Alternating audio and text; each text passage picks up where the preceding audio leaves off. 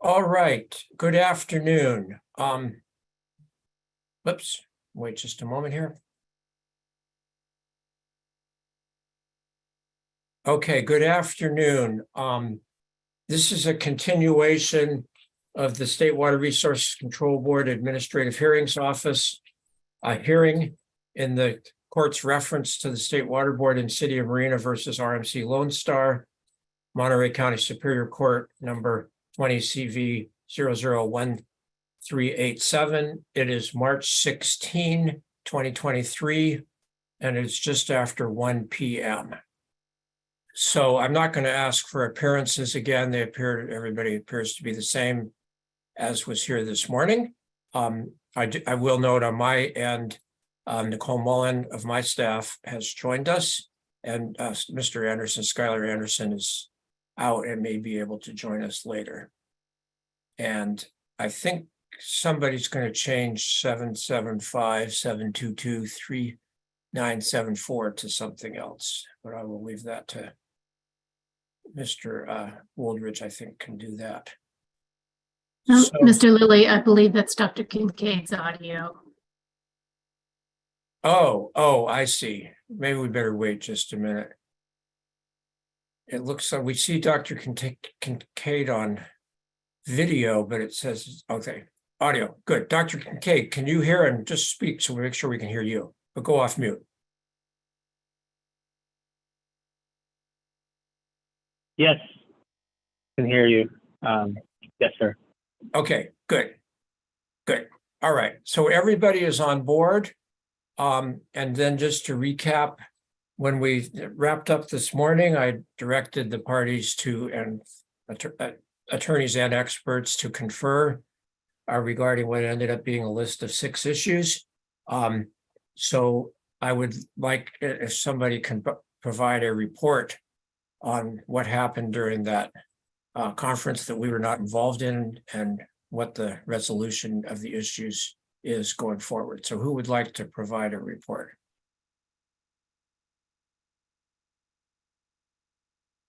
Well, seeing no other volunteers. Go ahead, Mr. Osias. It's really hard. It's really tough that no one else will volunteer. So you, with your voice in its condition, have to speak. So go ahead and start. Maybe somebody will take sympathy on you. Right. So we did meet and confer, all of us, till about 12:35. Okay. I would say the lion's share of the discussion was among the experts, discussing some of your questions and how they could be resolved. But we also had a fairly discrete discussion on when certain deliverables from different experts would be made available to other experts, and then when work product would also become available. So I think as a start, everybody on your screen is more well-informed about what the timing is, depending on when they get certain things. Okay. David, are you doing okay? Do you want me to take over? No, I actually need the sympathy. I'm almost done, actually. So you please fill in, Larissa, if I leave something out. Okay, go ahead. Yeah, you're sounding like you're laboring with your throat, but if you have anything else to say, or we'll turn it over to Ms. Meisenheimer. And so we also, towards the end, talked about the filing schedule, and a couple ideas were banted around that we have not resolved, and don't know whether we can, in terms of one joint proposal or not, how to adjust the briefing schedule or anything else. So we thought another 30 minutes on that topic would be of help, which is again going to the filing dates that are currently on the calendar that you said you had some flexibility on. Okay. So let me stop there and let Larissa, sorry. Larissa, yeah. Yeah. So Ms. Meisenheimer, do you have anything you'd like to add? Please go ahead. Thank you. No, I think Mr. Osias summarized it quite well. We had a very productive discussion, and the experts in particular spent a lot of time going back and forth on some of the detailed questions. I'll let them jump in at a certain point to, for example, on question 1, how they're going to handle boundary head conditions. It sounded like there was a bit of a compromise reached that I would be a very poor telephone in describing the technical details of it.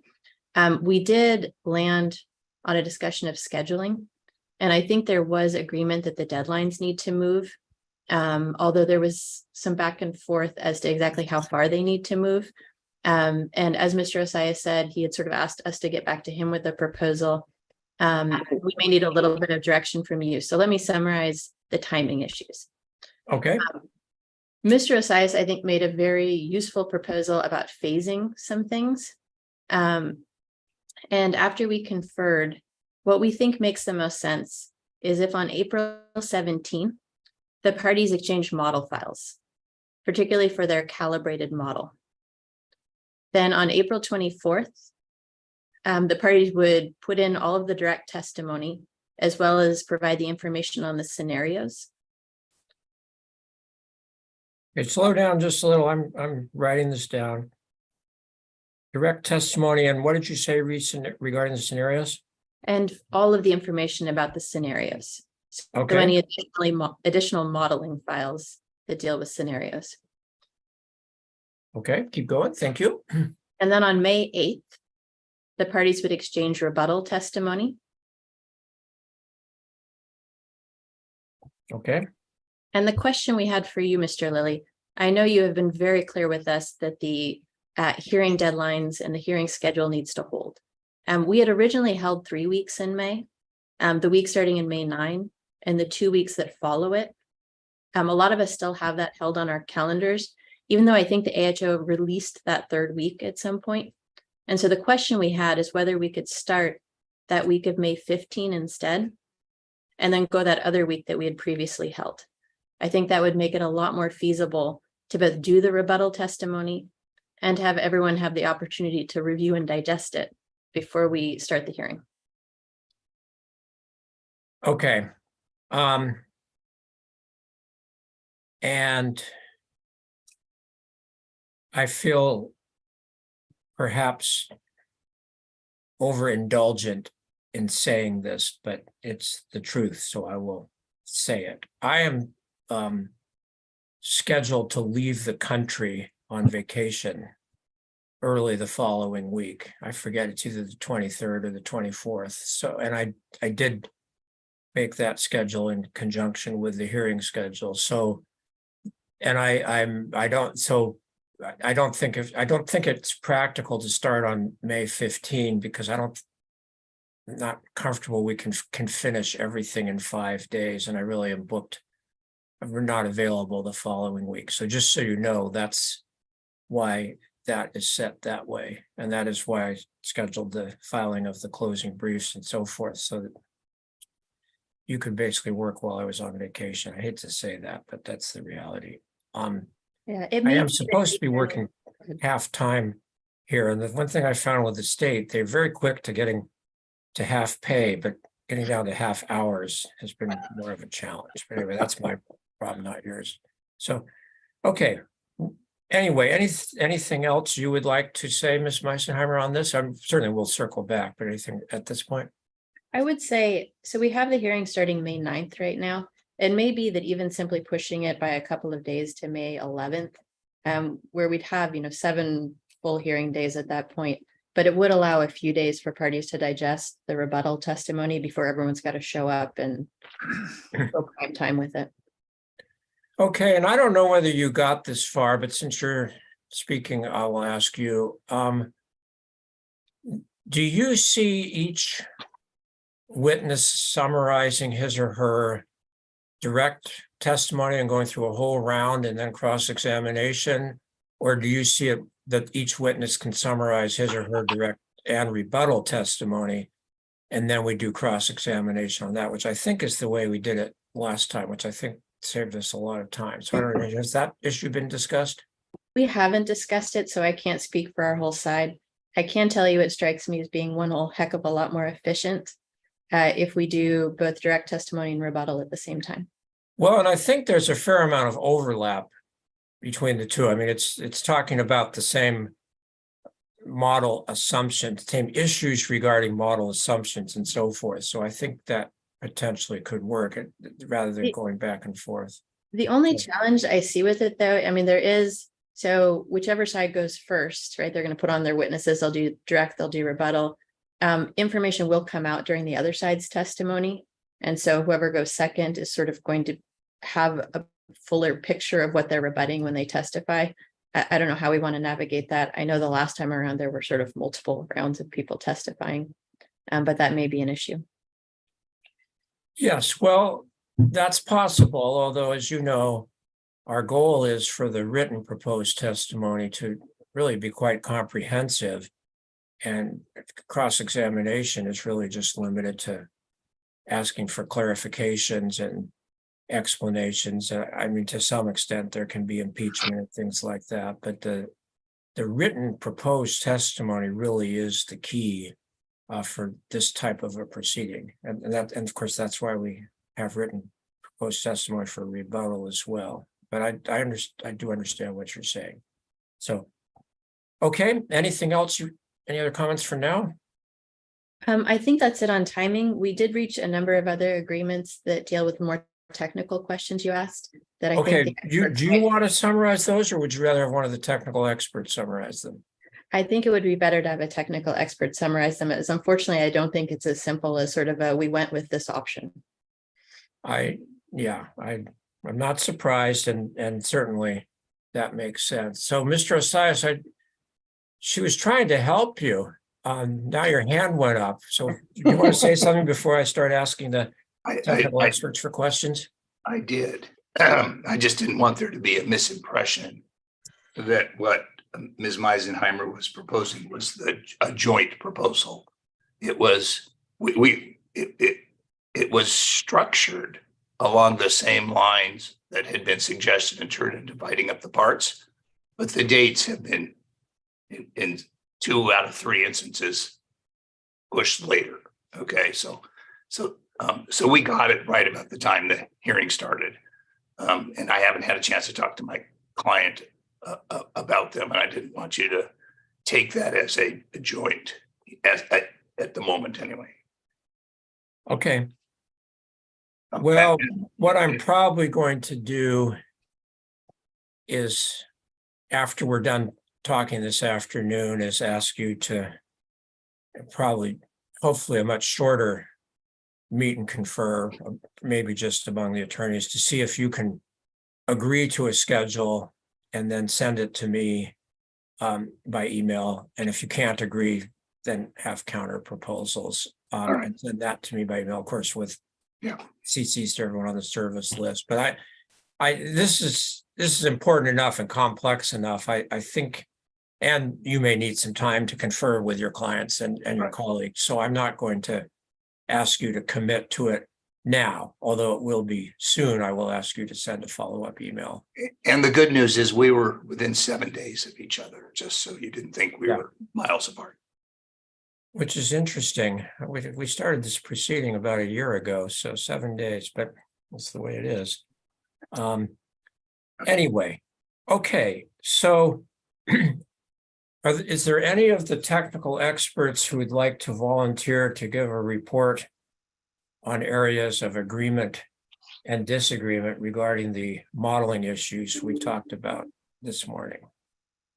Is anybody willing to volunteer? I can volunteer at least regarding the boundary heads. Okay, why don't you start with that? Thank you. I believe where the consensus or the agreement that we reached is that we will follow essentially the same protocol that had been done before, and we will provide Mr. Durbin with XYZ elevations along our boundary, and then he will return heads to us, and that will result will very likely result in us having different boundary heads along the model boundaries. Now, can you just explain to me why that is? If he's given you one set of head values, where does the difference develop? Because we'll be giving him different XYZ locations that represent the center of the respective aquifer layers. Oh, I see. So mainly Z will be different, I assume, between Yes. each side. So you're really asking for different model output for heads. So therefore you're inputting into your local model different heads. Yes. Okay. And but I don't believe there's time to reach more of a consensus, but we did agree to reevaluate, let's say, our model boundaries and try to make them as consistent with Mr. Durbin's model boundaries as possible. So Mr. Durbin is going to give us his model in a format that will make it easy for us to look at, and try to make an equivalent as much as possible, make them equivalent. Okay. Well, that is helpful. Thank you. And I certainly, obviously, I've admonished you all before to the extent you can reach consensus. That's good, but I understand there are differences and time limitations here. So before we come back to you on the other questions, Dr. Kincaid, Mr. Durbin, your hand went up. Your name was mentioned here. So is there something you would like to say about this? Well, yes. If I understand Todd correctly, I think we're mutually choosing the option of preserving the profile, but maybe I'm misunderstanding what he's saying. Okay, I don't know. That one I did not quite follow, but Dr. Kincaid, what's your response? Maybe that makes more sense to you than to me. Yes, I think I agree with Tim that that's what we discussed. Is the depth, the regional model's depth versus head profile along the boundary condition will be the same for both our model and CalAm's local models, but the resulting head values that are assigned along for a particular layer at the model boundary will likely be different. I don't know. I don't think anybody knows until we look at them how different they will be. But they will be different because they're coming from different XYZ locations. Okay. So this is basically the same XY location, different Z. Sorry. Okay. So this is basically your first option, which was preserving the head profiles rather than trying to preserve the heads at the aquifers. Is that correct? Yes. Okay. Well, there's something now that I just have to ask you. It's a technical question. If you have an aquifer like the 180-foot aquifer, I don't know, say it's 50 feet thick. I don't know what it is, but whatever it is. Isn't there a pretty significant difference in head between the top of that aquifer and the bottom of that aquifer, even if there's full hydraulic or relatively high hydraulic conductivity, just because there's more water piled up on top of the bottom part than on top of the top part? So if the aquifer is homogeneous, vertically homogeneous, which is how it will be simulated in our local models, then the head will be the same vertically throughout the vertical thickness of the aquifer. So, and that's where Mr. Durbin's or where Tim's model is different, is that he doesn't have the same hydrostratigraphic breakouts. Instead, what he has is he's going to be simulating vertically variable heads, and then he'll interpolate linearly to find what the head from his model would be at the elevation that we give him. Okay. But can you just intuitively, if you have, I threw out the number, if you have 50 feet of homogeneous aquifer, isn't there going to be, or maybe there won't be more head at the bottom versus the top. Okay, maybe I'm not following that right, because there's more pressure at the bottom, but the head may be the same because it's counteracted by a difference in Tough. elevation. That's right. Yes, they counteract each other. So Okay, in a water column or a vertically homogeneous body, the head will be the same at any elevation as you move through that column. got it. I'm sorry. That was a dumb question on my part. Every time I think I understand Nope. something, I realize I don't. So thank you for clarifying that. Okay, before we go on to, that was sort of issue one from before, but Dr. Trudell, your hand went up. Do you want to add a comment here? Well, I was just going to add that, you know, the hydraulic head has two components: an elevation head, which relates to the point at which it's measured in the aquifer, which usually is the middle point of a well screen. And then there's the pressure head part. And the two combined give you the total hydraulic head, which is what we actually call head. And so what you were referring to was, you know, when you measure at the top of the aquifer, pressure head is smaller, but the elevation head is higher. And what Todd was saying is when you measure it, like in the bottom part of the aquifer, it's the inverse. So you have a lower elevation component, but a higher pressure component, so that the total hydraulic head is about the same through the vertical sequence of the aquifer.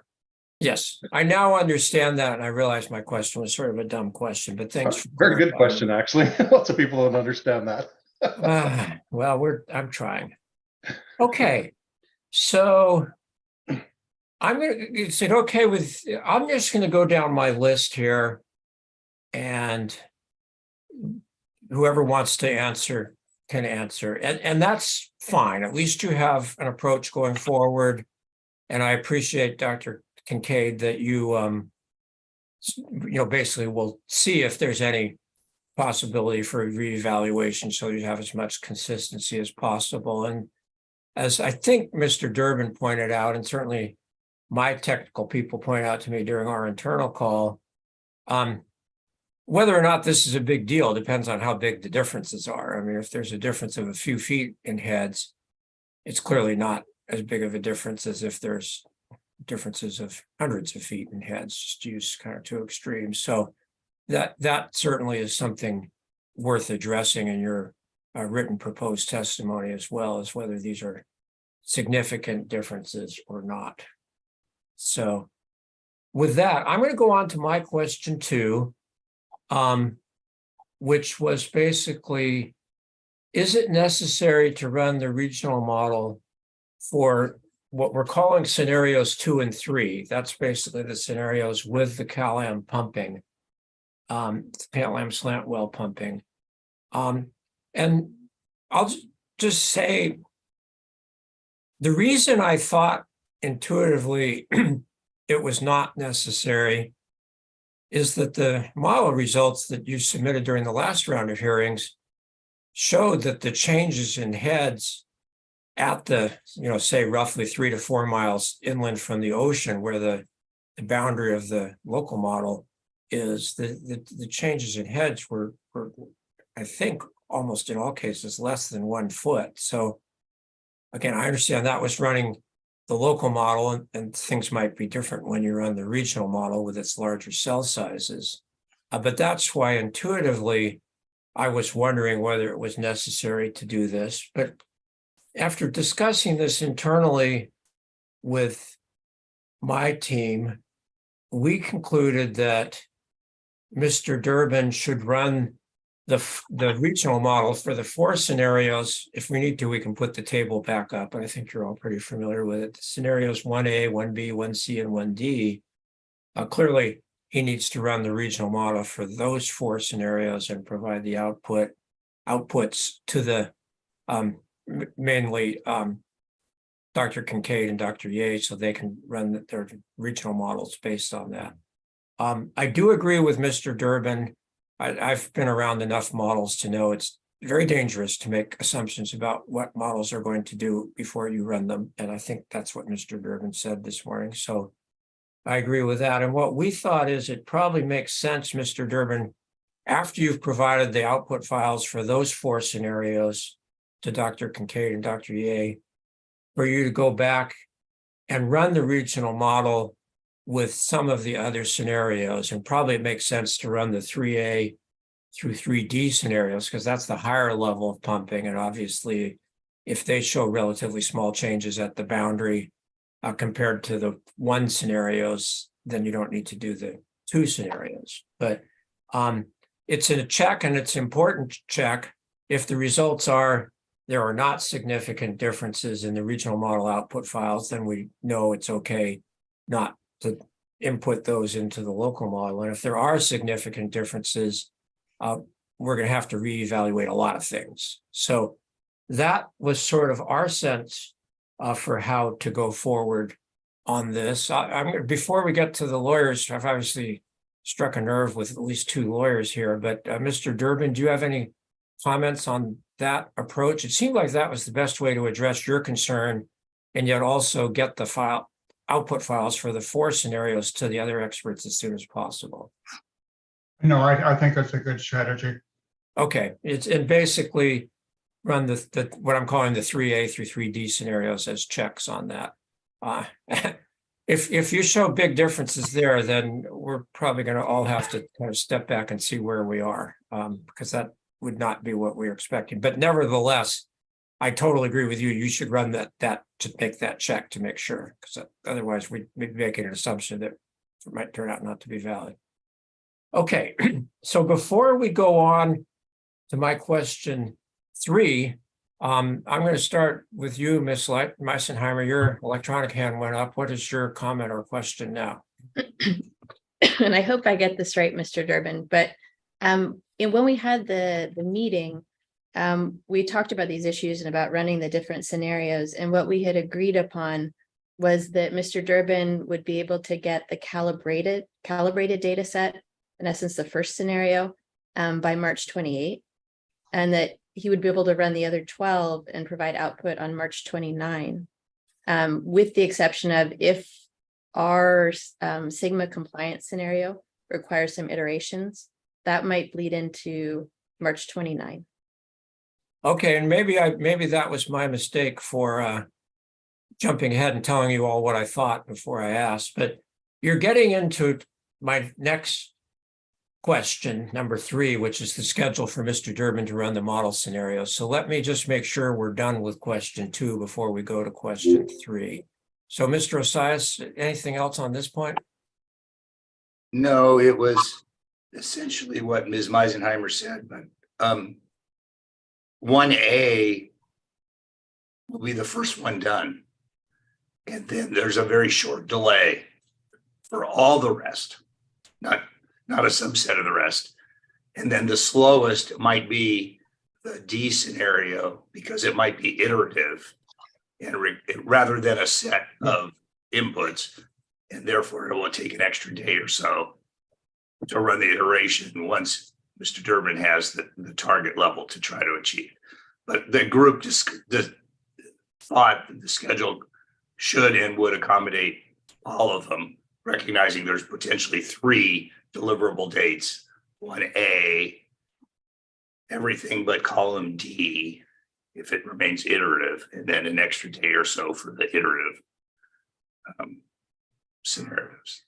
Okay, and what I'm saying is I think Mr. Durbin should prioritize, 1A first is fine, we all agree on that, but then prioritize 1B, 1C, and 1D, and then circle back to do the others as necessary. Well, I'll defer to somebody saying whether 1D has the same iterative problem as 2 and 3D. Well, the thing is, I know that Dr. Kincaid needs the model output from 1D to run his local model scenarios for that. So that's why I'm anyway. Okay. Dr. Kincaid, I may be butchering my understanding of models here. So go ahead and tell me if I've missed anything or clarify as appropriate, Dr. Kincaid. No, sir. I just wanted to point out that I'm an advocate for your approach with Tim, and that if we can have him evaluate the other model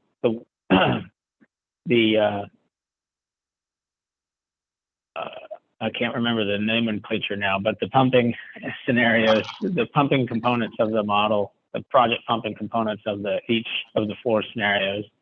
And if those aren't significantly different, then if we don't have to receive and set up different model files, there'll be a time savings there, even if Tim can run them all, quickly and generate that output. There's still a fair bit of time associated with processing that and making the assignment. So if they're not appreciably different, I just am going to advocate for not, Okay, well, then the schedule should, only having the 4.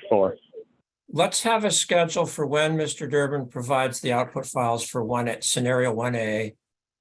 And then a second date for the output files for scenarios 1B, C, and D.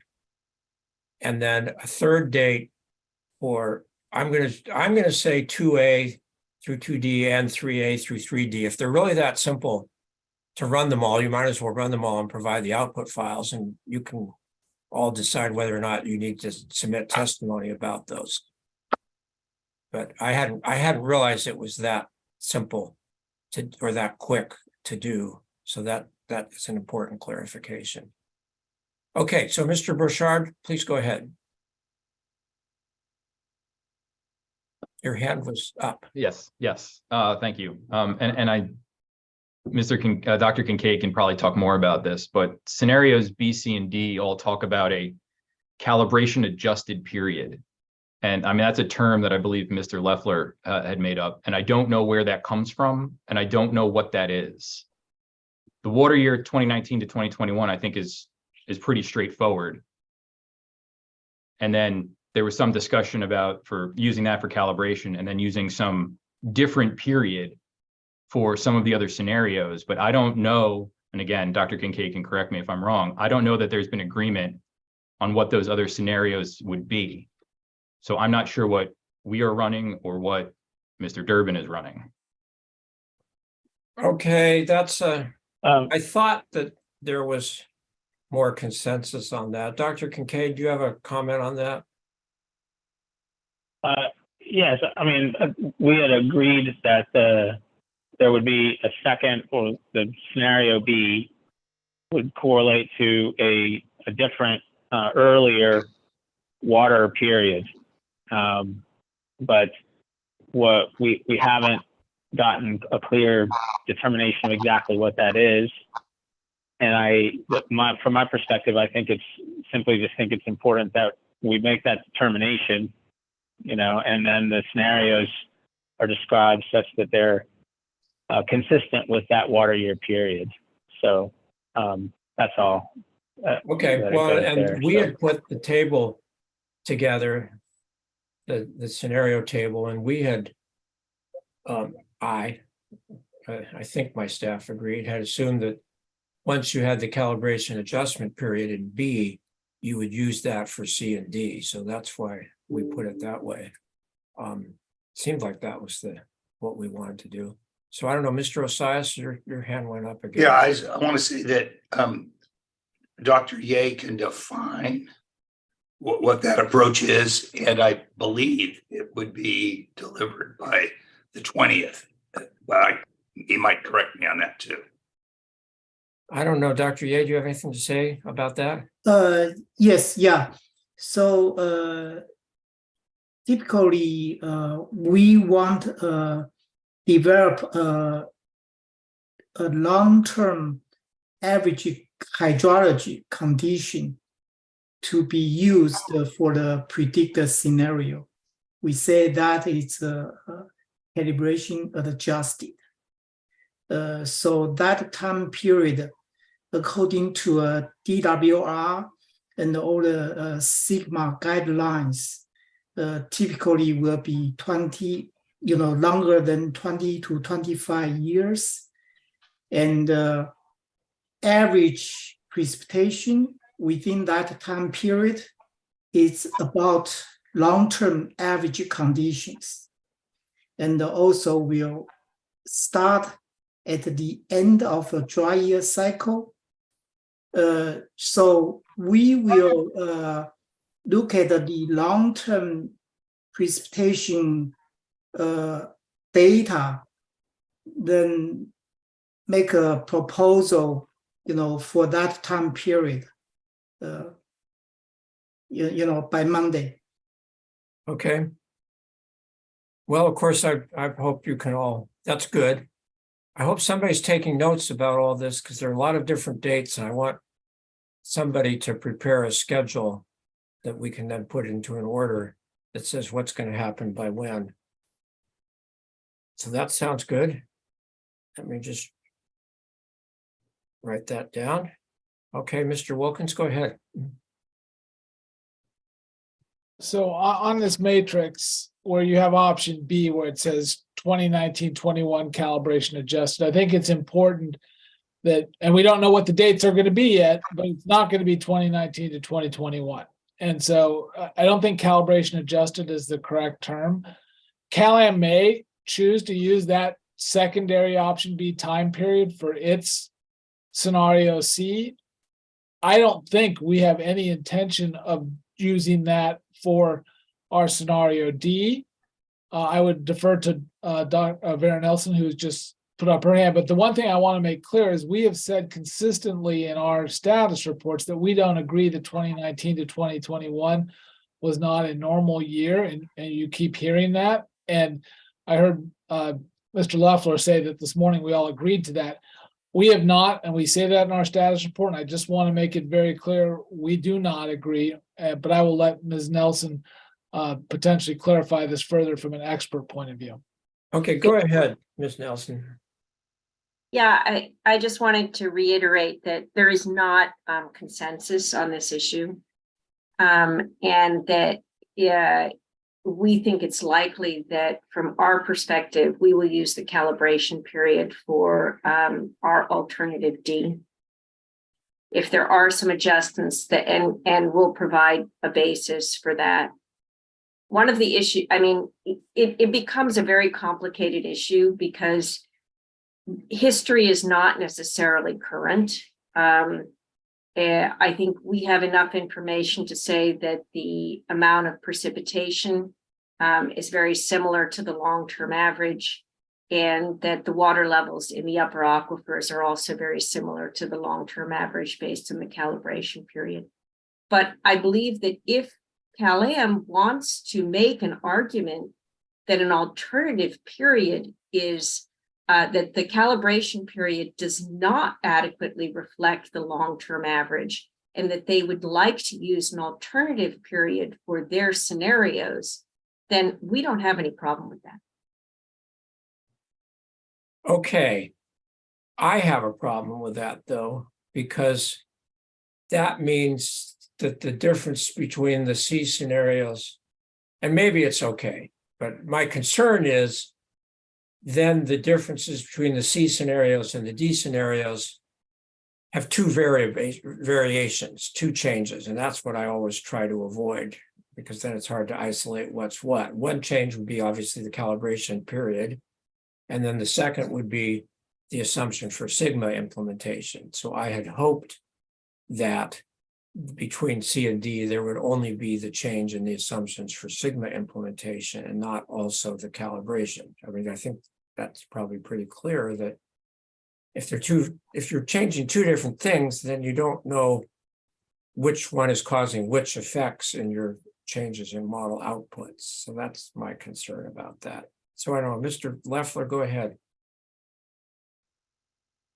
So, yeah, I just wanted to say at the last expert meeting we had on February 24, we went through this issue in detail. I showed, it's pretty obvious if you look at the Monterey Peninsula Water Supply Project, monitoring reports, that the period from 2019 to 2021 has significantly higher water levels than the other years from 1915 to 22. And the basic problem we concluded was that there's sort of this time lag for recharge to kind of, flush through the system. So what you're seeing for water levels in 2019 to 21 probably reflects more what happened in, say, 2017 to 19 in terms of recharge. And of course, you had a really wet year in 2017 and also 2019. And so it's just very obvious from the data that the water levels are not average water levels. It may be average precipitation and average recharge for 2019 to 21, but the water levels are clearly well above average. And so this is, and everybody that was at that meeting agreed that those water levels were much higher than average, and that some adjustment was needed for that. So that was the last meeting we had. Can you just clarify for me, one thing I don't understand is if you use a 20 or 25 year period for calibration, do you have sufficient monitoring well data for that long of a period to do the calibration? Because I thought that was one of the reasons you chose the 3-year period was because that was the period for which you had detailed monitoring well data. So, well, I'll let, I know Johnson and Tim have had their hands up as well, but I mean, we went through, well, of course, there's lots of water level data for various wells that go pretty far back in time. For the wells that are in the CalAm Monterey Peninsula Water Supply Project monitoring network, we have data generally from 2015 to 2022. So that's essentially what we have to work with for the data. And yeah, I'll defer to Dr. Ye and Mr. Durbin for further comments on this. Okay, Mr. Durbin, what are your comments on this? Well, I think my comments seem to be a intractable difference of opinion on this, on what 2019 to 2021 represents. And I wonder if we can just put aside that and find some other period that we can agree on. I don't know. Would that be for both the 1A scenarios and the 1B, or just for the 1B? The 2019 to 2021 would be used for the 1A, and some other period would be used for other things. Okay, but there should be another period for which you do have sufficient monitoring well data to do the calibration. No, it would not be a recalibration. The model would be calibrated on 2019 to 21 water levels and hydrologic conditions. But in looking as a simulation of what the future might hold, we would pick sometime when the hydrologic conditions we all agreed was average, and does not require having any groundwater levels, because we're not recalibrating to that period. We're simply using the climatic conditions during that period to represent what will occur in the future. So why would you, I'm not following this, why would you run a scenario for that other period then? Say that again, I'm sorry. Why would you run a scenario for that other period if you're not using it to recalibrate the model? Because there's concern that the 2019 to 2021, while it's adequate for calibration, does not sufficiently represent what expected future conditions were or what might be. Okay, And I see. So basically, some other model period might be better for determining your without CalAm project baseline. yes, and that since we can't agree that we've come to this intractable condition on 2019 to 2021, let's find another period where we can agree on. Okay, well, that certainly seems to have some superficial appeal. Dr. Kincaid, what's your comment on that? Or whatever you were going to comment on? Yes, I essentially I can concur, I guess, with Tim. That and just as clarification, and I think that's what Johnson has suggested, is that they're going to go back and make a proposal as to what that period of time equates to. But we haven't had any discussion or agreement about what constitutes average. And I think that's what's at the core of this situation, is that in our internal meetings, we agreed that the 2019 to 2021 period reflected water levels that were higher than the previous couple of years of available data for the project area monitoring wells. The reason that we were constrained our focus to the latter, more recent data period of collection is that we wanted to be able to include the project area monitoring wells in that in the calibration effort, and those didn't come online until I believe 2015.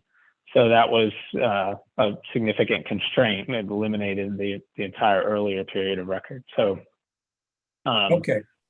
I think that if we can get agreement on what constitutes the average, then that makes everything simpler. Otherwise, what I believe our side thought we were agreeing to is that we would use 2019 to 2021 as a period for calibration, and then include a previous period of lower water levels as a scenario analysis, which was what scenario B was intended to represent. Okay, so I'm hearing. But like I said, Go ahead.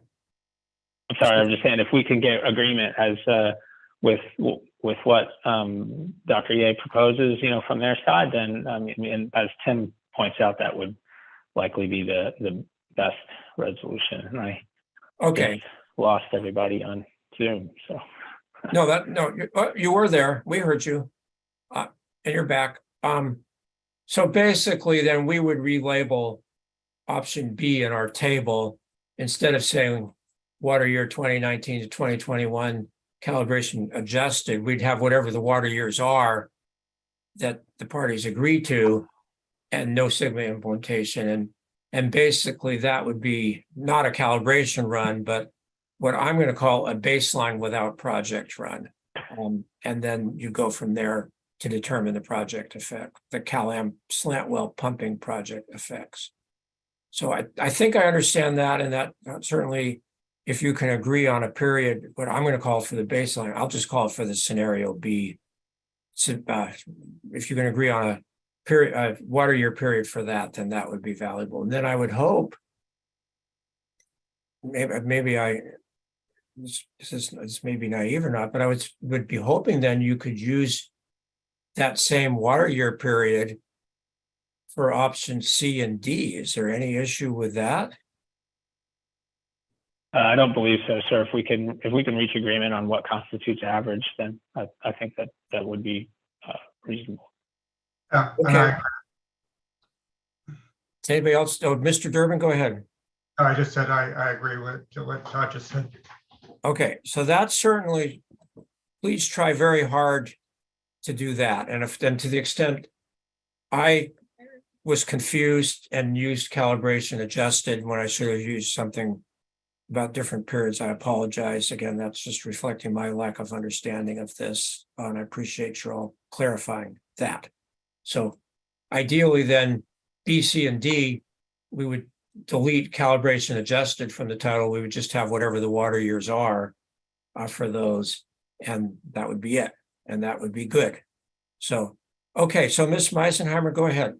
Your hand is up. Thank you. Having just sat through a number of Zooms where there was a lot of emphasis on how difficult it's going to be to meet these timelines and how much time has been sucked into everyone trying to agree on things, I'm a little concerned about meeting the timeline with the new parameters of trying to agree on average water conditions.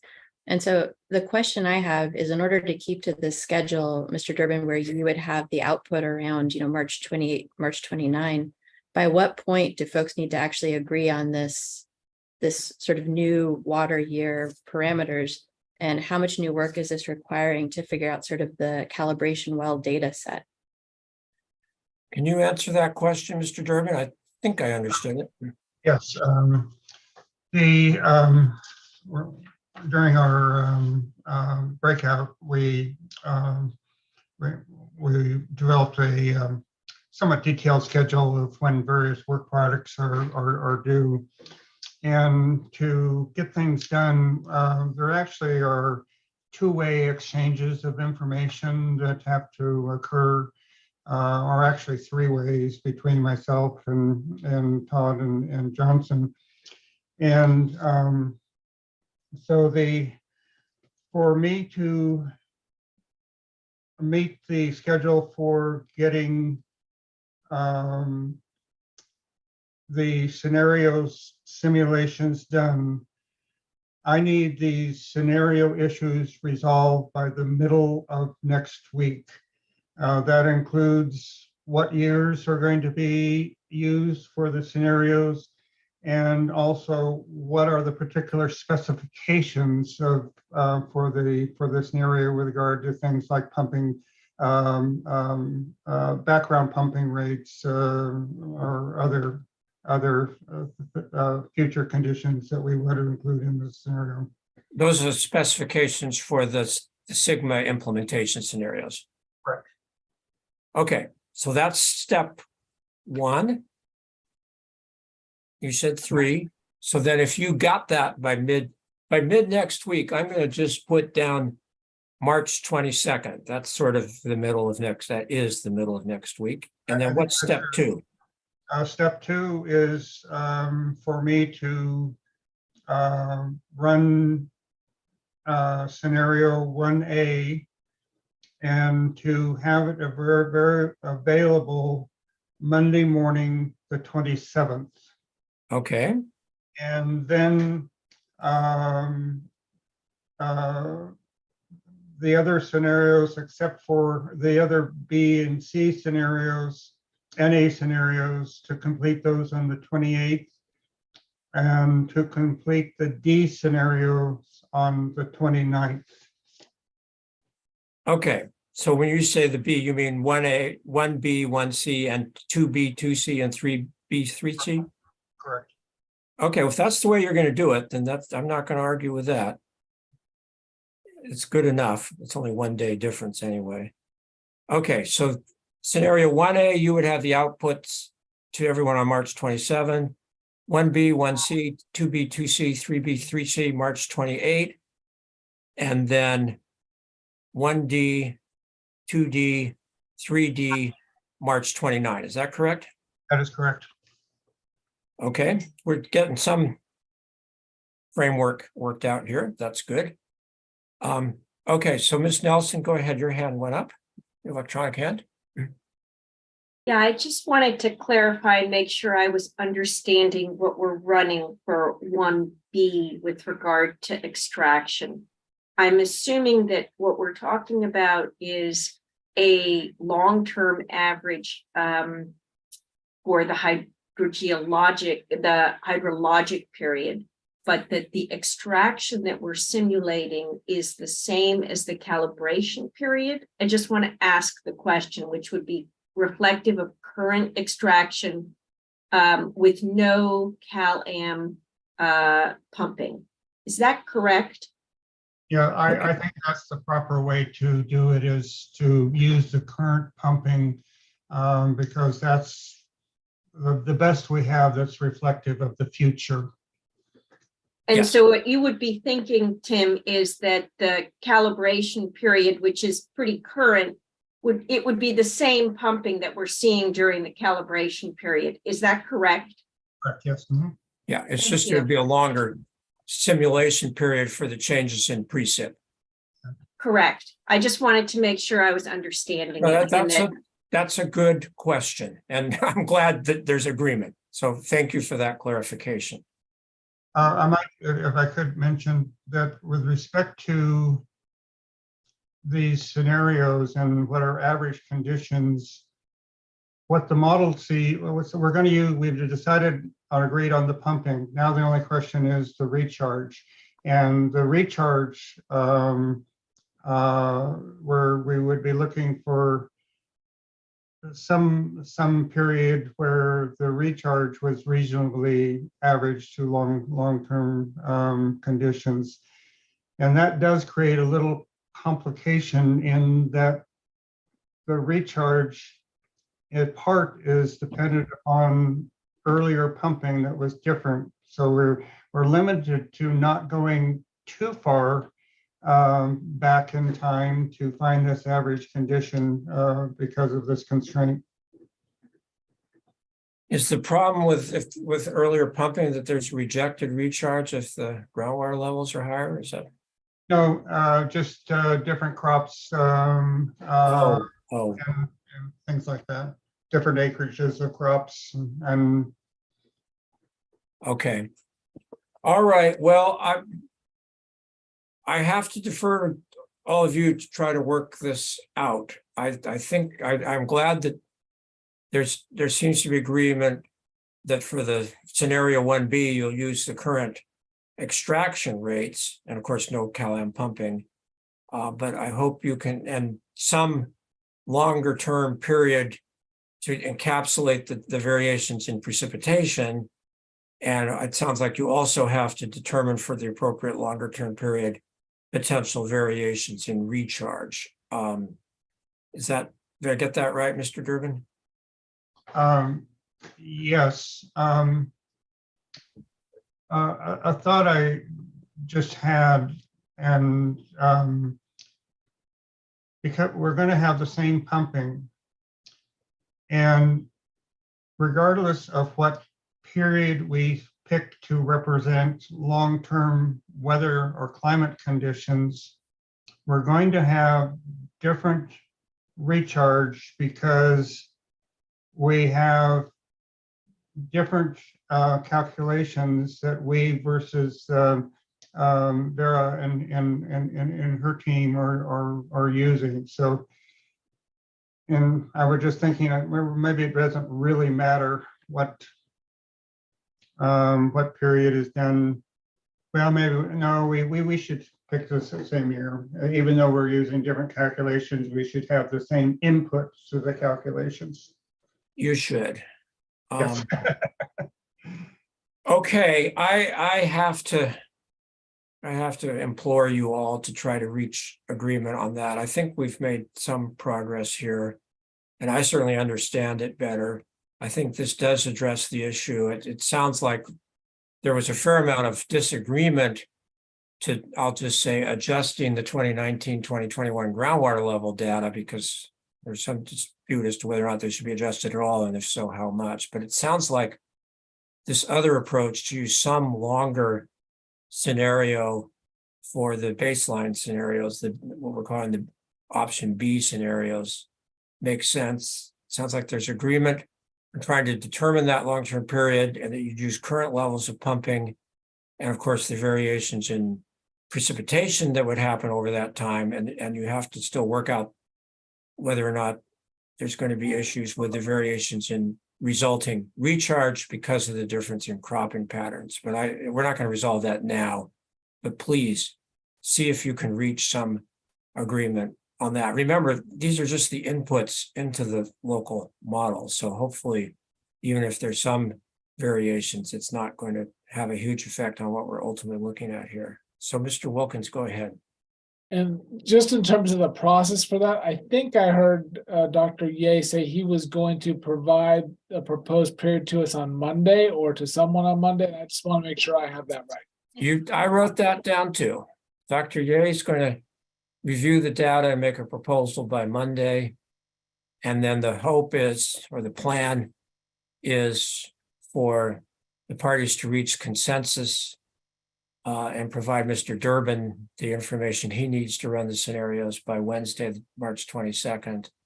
And then he goes from there with the schedule he discussed for running the scenarios. So Ms. Nelson, did I miss something here? No, I guess what I wanted to say is that I would, we've already proposed a long-term period in our recharge memo. And we would ask that Dr. Ye consider that as a possibility. Well, that's fair for him to ask him to consider that. So Dr. Ye, please look at that, and hopefully you can hone in and reach agreement on this. Okay. Thank you. Okay, thank you all. So that gets us through Mr. Durbin running the scenarios. I'll just say, thank God we have computers that do these things quickly. Won't make any crack about the old days. But that sounds good. I think, and it seems like there's no issue with providing the model files. That seems to have worked well. So I wrote down number 4 was when to get the calibration data set to Mr. Durbin. I think we have covered that. I think that's what he's going to get by March 22nd. Is that correct? What I'm getting at on March 22nd is the years for the future scenarios and their specifications on what sigma, exactly what sigma condition I'm to simulate. I don't provide anything to the modelers, either one of them, until Monday the 27th. Okay, no, that's what we got. But by the 22nd, they're going to give you the years for the simulation periods, the sigma scenario assumptions, and we also talked about the potential issues regarding recharge. Okay, and we've talked about number 5, which was the time for Mr. Durbin to run these different scenarios. And that gets us to number 6, which is the exhibit filing deadlines. And Mr. Wilkins pointed out before the noon break that don't forget, this also involves time to run the solute transport model, which is separate from these groundwater models. So Mr. Leffler, go ahead. You put your hand up. Did I get something wrong here? I guess just one, I don't know, point of clarification is I think what I had written down as number 4 is the calibration data set for Mr. Durbin, which is the 2019 to 2021 groundwater level targets. Oh, is that something else you need, Mr. Durbin? Yes, and that's scheduled to be provided me by the end of the day tomorrow. Okay, so that's a separate thing. So that's for scenario 1A. Yes. Yes. And who's giving that to you, Mr. Durbin, or Mr. Leffler? Who's giving that to Mr. Durbin? That's the data set that there's been email exchanges between Dr. Ye and Dr. Kincaid. Okay, and what was the date for that? We said tomorrow? I'm Yeah, right now, March tomorrow, 17th. Okay, this is the way we get things done. Otherwise, water cases take 20 years. Which, as you know, my superiors don't want this one to be. All right, but thank you for that clarification, Mr. Leffler. That's very helpful. Okay, are we now ready to go to Mr. Durbin's going to get these scenarios, make the runs, get the model output files, and it sounds like the issue of the number 2 and number 3 scenarios is not a big issue. It's not that hard to run the additional output files. It's going to be, I guess, I think there does have to be then, I would hope the parties, the technical experts, this would be Dr. Kincaid and Dr. Ye, can then reach agreement whether for their local model runs for the scenarios 2 and scenarios 3, whether they in fact use the outputs from Mr. Durbin for scenarios, the 2 and 3 scenarios, or whether they just use the output for the 1 scenarios because they're not that much different. And hopefully they're not that much different, but obviously I want both parties to do the same thing. So I'll start with you, Dr. Kincaid. If Mr. Durbin's giving you these output files for his runs of the 2 and 3 scenarios, would you, and they're not that much different from the boundary condition output files for the 1 scenarios, would you rather use those when you run the 2 and 3 scenarios, or would you rather just stick with the scenario 1 regional model output files? I would prefer to just use the scenario 1 regional output files. I think I would too, because again, that's introducing another variable if we don't need to. So, Dr. Ye, do you have a comment on that? I think for that boundary conditions, it's okay. But other than that, there will be differences in stream bed percolation and the rising water along the Salinas River. That will have different values under project pumping conditions compared to no project pumping conditions. So that information, we need to use the 2 and 3 scenarios. What's your comment on that, Dr. Kincaid? My thought on that is that we talked about this in our last hearing as well, and this is a place where we have different approaches, but I believe it was possible at that point. I believe I understood that it's possible for Tim to deliver the stream bed conductance terms to us from the regional model. In other words, the parameters that describe the relationship between the streams and the aquifers. And in which case we wouldn't need to make those changes because the inflows or outflows from the river to the aquifer and vice versa would be simulated by the model. So if we get the stream bed characteristics model by the local model would be simulated, and if the characteristics are delivered, then we can just use those characteristics and they would stay static.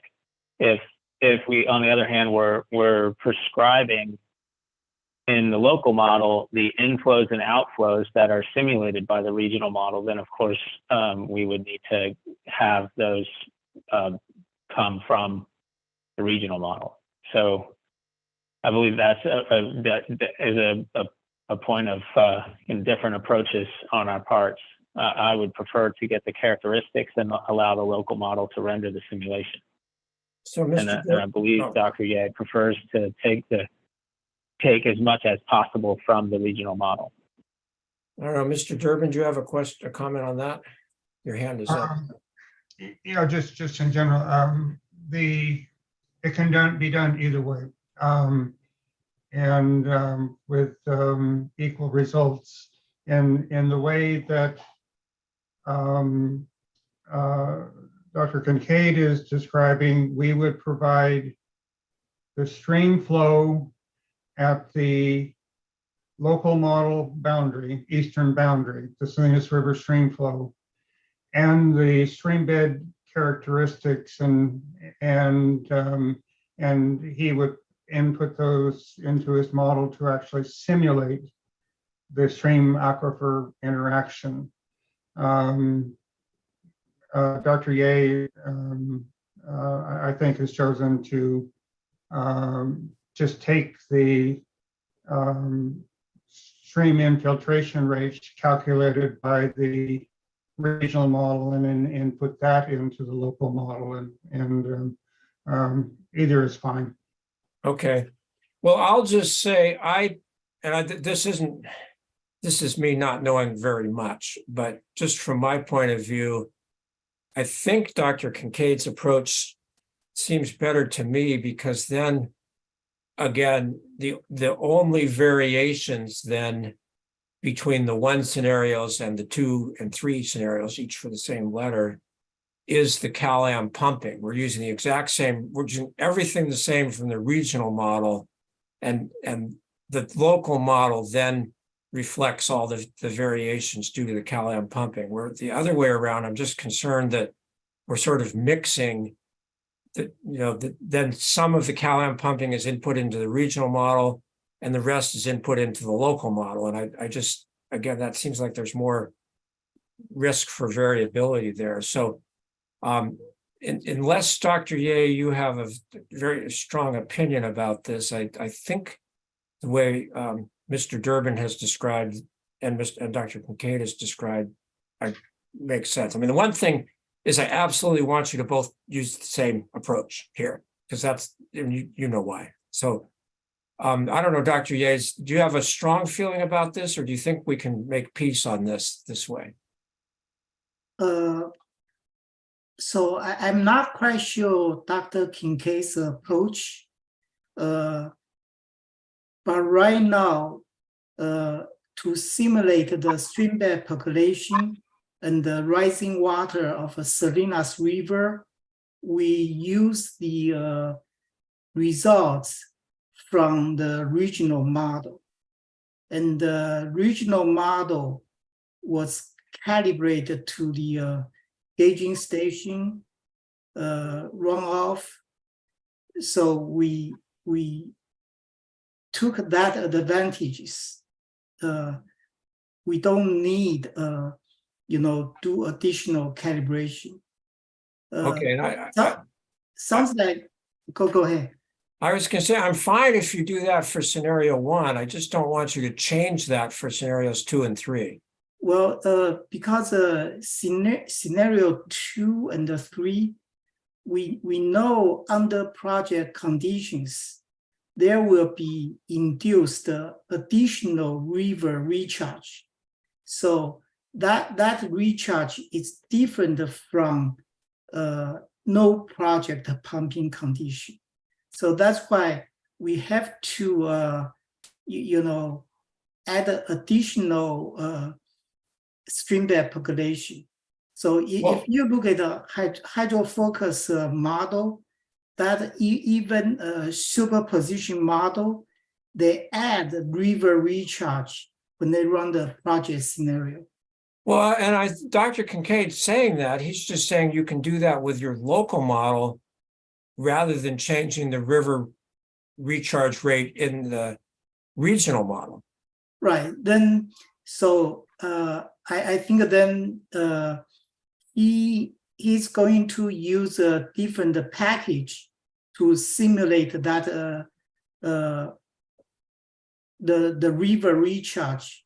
Then you have to calibrate the model. Otherwise, that streambed population will be different from the regional model, a calibrated model.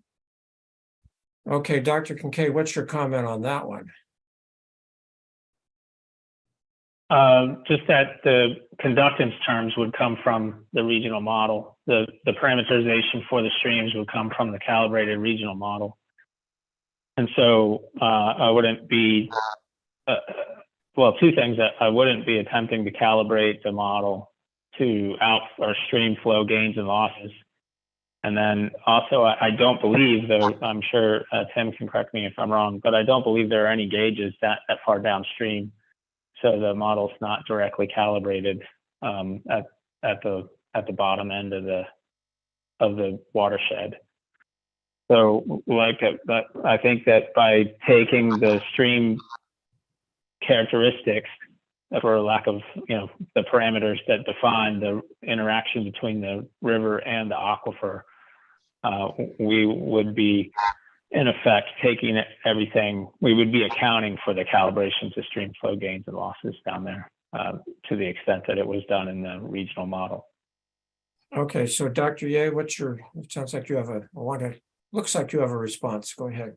Yeah, the conductance is not a measurable term. It's a lumped term depending on the size of the stream channel.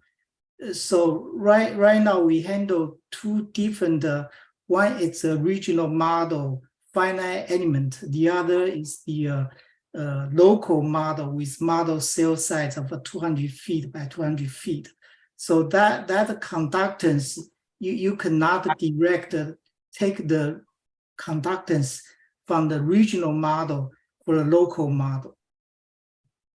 Okay, well, this is getting down into some level of detail that is getting beyond my capabilities. I'm just going to say that at the general level, unless Mr. Durbin's regional model runs for the 2 and 3 scenarios, show significant difference in the boundary conditions that are input into the local, what I'm calling the local model, I request that both parties use the regional model output files for the one scenarios, 1A through 1D, as inputs into the local models for all of their scenarios. And then, of course, making adjustments, including those, Dr. Ye, you have just described, and Dr. Kincaid, you have described, in the local model as necessary to account for the fact that the Calian pumping may induce additional recharge from the river. I just, again, then you can isolate, you can each explain why you're doing what you're doing, and it sounds like there are some differences, but you're explaining it in the context of differences in assumptions for your local model, but we're not bringing in differences in the regional model as well. And that's why I'm trying to isolate this out. So I don't know, is there something horribly wrong with that, or does this approach make sense? Sounds good to me. Okay, good. And I think it sounded good to Mr. Durbin and Dr. Kincaid. So I think we have an approach on that. So what I'm going to do is I am going to set one more deadline in the schedule here. And that is Mr. Durbin's going to give the outputs on March 29. And then I want Mr. Durbin, Dr. Ye, and Dr. Kincaid to confer. And basically, hopefully you're going to say, okay, the differences between the two, or basically the difference between the three scenarios and the one scenarios is not big enough that this is a concern. So we can just use the regional model output files for the one scenario for running the 2 and 3 scenarios. So I assume that's something you can do relatively quickly. So the 29th being, let's see, where are we? That's a Wednesday. So by that Friday, March 31st, can you reach agreement? And if you tell me that there are significant differences that the regional model shows for scenarios 2 and 3, we're going to need another status conference because that's going to change everything. But is that fair for a discussion and either agreement or disagreement on basically whether or not the regional model output differences are significant or not for the 2 and 3 scenarios versus the one scenario? Hope somebody's writing this down. Yeah, sorry, sir. Just to clarify, did you say to have a determination by the 30th? Is that right? I said the March 31st. I was giving you 2 days. I mean, this is just looking at output files. Yes. Okay. Is that reasonable, Dr. Kincaid? I believe so. Yes, sir. Okay. Okay. Good. Thank you, Mr. Lilly. Go ahead. We're doing so well with the experts here. If we get the lawyers involved, everything goes haywire. But go ahead. My question's quite simple. Go ahead. You asked them to see if there was a material difference or not, and then to be notified if there was. I was just asking, how did you want to be notified? Oh, okay. Well, what do you think? We want to be notified either way. So can somebody just send an email to the AHO with CCs to the parties, one of these 3 people? Yeah, I mean, traditionally they've just been sending them to me and I've been forwarding them, so I'm glad to do that. That's fine. Yeah, okay. So on that day, they should notify you whether there's a material difference or not a material difference, or whether they agree that there's a material difference or not a material difference in the output from the 2 regional model. Okay, fine. Yeah, it's basically, do they agree that the differences between the regional model outputs for the 2 and 3 scenarios are small enough compared to the 1 scenario that it's okay to use the regional model output files for the 1 scenarios for all of the future local model scenarios? Okay, and we'll send an email with that result at the end of the day. All right, thank you, Mr. Osias, and thank you for asking how to do that. That was a good question. Okay, so Mr. Wilkins, your hand went up. Go ahead. Yeah, I had the same question, and I guess kind of a follow-up on that. Let's hope that that's email is, yes, the parties agreed, no material differences.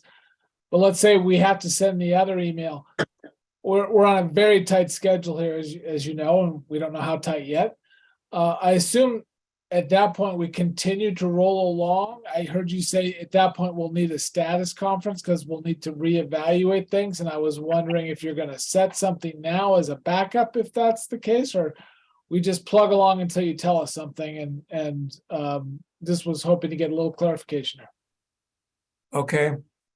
I'm going to go off the assumption there's not going to be a significant difference in this, no need for follow-up. If they say there's a significant difference, I will set a status conference for the following week. But at that point, I think we may have to reevaluate everything, because to me that ends up being a significant unanticipated result that's going to affect going forward. So that would mean we potentially would have to reevaluate the entire hearing schedule. So I'm not going to set a date for I don't know. I'm not going to set a date for that, but it would be the following week, April 3rd or 4th.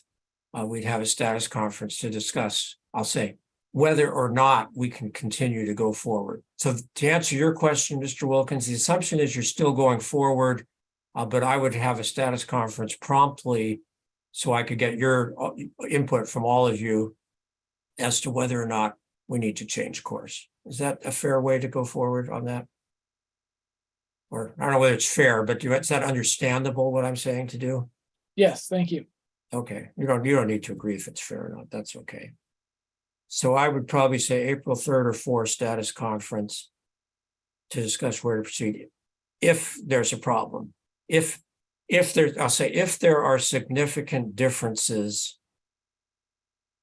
write this down, significant differences in the regional model output files for the 2 and 3 scenarios versus the 1 scenario, and significant as determined by the experts. Okay, Mr. Durbin, go ahead.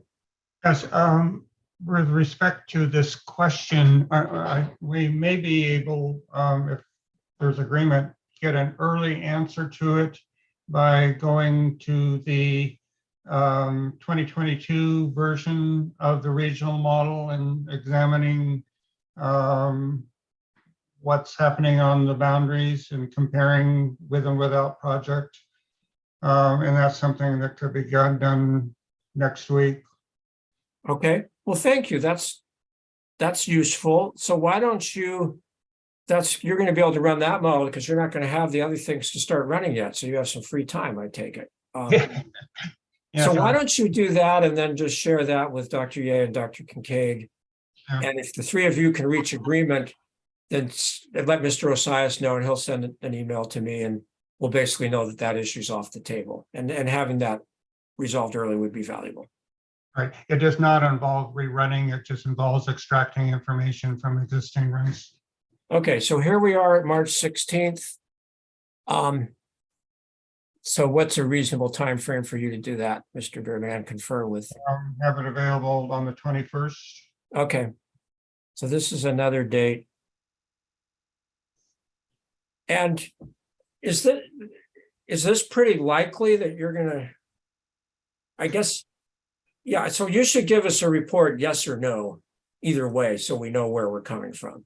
So it's either we've looked at this, there are no significant differences, we don't think this is an issue, or if we've looked at it, there's significant differences, we want to reevaluate this in the context of the 2023 model. Are those the two possible scenarios? Yes. Okay, so if you can do that by March 21st, that would be good. And to the extent we're potentially removing an issue from consideration 10 days later on March 31st, that's good. So thank you. Okay, so Ms. Meisenheimer, your hand is up. Go ahead. Yeah, I had a sort of a clarifying question. I know we've got a lot of dates jotted down. And Mr. Durbin's point may have just made this easier, but I show that Mr. Durbin is going to be providing the outputs for scenarios B and C on March 28th. And I had understood that to be for, option B, 1B, 2B, 3B, 1C, 2C, 3C. But now I know we have a date that is now March 31 to describe whether we have agreement on some of those scenarios. So I wanted to check on sort of how those dates fit together. Yes, and that's running the 2023 model, but he's saying they may be able to notify us on March 21st, 10 days earlier, that they don't think there are going to be significant differences. So basically, they would give us early warning of the March 31st answer on March 21st instead. And so the March 28th deadline for the B and C option scenario output still holds then? Yes, Okay, great. Thank you. yeah, okay, yeah, they're still going to run them and check. I mean, I wasn't going to put Mr. Durbin to the task, but he said it was relatively easy to run those additional 2B, 2C, 3B, 3C, and then 2D and 3D scenarios. So I figured he might as well run them. I mean, frankly, I don't even know if you're going to need to file those as exhibits or discuss them if this issue has been resolved on March 21st. But it sounds like, just to close the loop, it still is useful for him to run those models and provide the output files. So that's my understanding of that. Yeah, and what he is supposed to do, assuming everyone agrees for option B and option C, is using, in essence, the boundary inputs from 2A and 3A, right, to sort of import those over. I'm sorry, I didn't I may have follow that. completely confused. And I think the key point is, if Todd and Mr. Durbin, if they all understand what the directive was there, I won't belabor the point. Yeah, if they're agreeing that it doesn't look like the regional model is showing a significant difference at the boundary with the CalAm pumping, then this issue will be resolved. But Mr. Durbin's still going to run the regional model for those other scenarios, even though they wouldn't be using that for their local model runs. He's still going to do that just as a double check, I think, on this issue. So that's a fair, I think is that fair enough, Mr. Durbin? Yes. Okay. Great. Does that make sense? Yeah, that does. Thank you. Okay, so I think we've hammered out a schedule. We have a whole bunch of different deadlines from March 21st through March 31st, which I'm going to ask, I've jotted them down, but I'm hoping somebody here, one of you, can write those out and get it into some kind of a stipulated email to send to me, just to make sure I've got it all right. So I think that takes care of everything up to the question of submitting written proposed testimony for direct and rebuttal. And of course, with the model output files presumably being provided in the week of March 28, hopefully it's the March 27 for scenario 1A and March 28 for scenarios 1. Oh, and then March 29 for 1D. You'll definitely all need those regardless. So by March 29, Dr. Ye and Dr. Trudell would have, Dr. Kincaid would have the outputs that they need from the regional model that they need to input into their local models. And then the question is, how long do they need to run their models and prepare their exhibits and written proposed testimony? And I have outlined in the prior order what types of exhibits we're looking for. It's presumably primarily computer outputs, but I know it does take time to assemble those, particularly because we're talking about comparisons of scenarios, not just running scenarios. So that's the current deadline is April 10. There was some discussion of moving that. Trying to check my notes here. From right after lunch, there was talk about changing that deadline to April 24. Does anybody have any additional comments on that at this point? Or is April 24, that's 2 more weeks.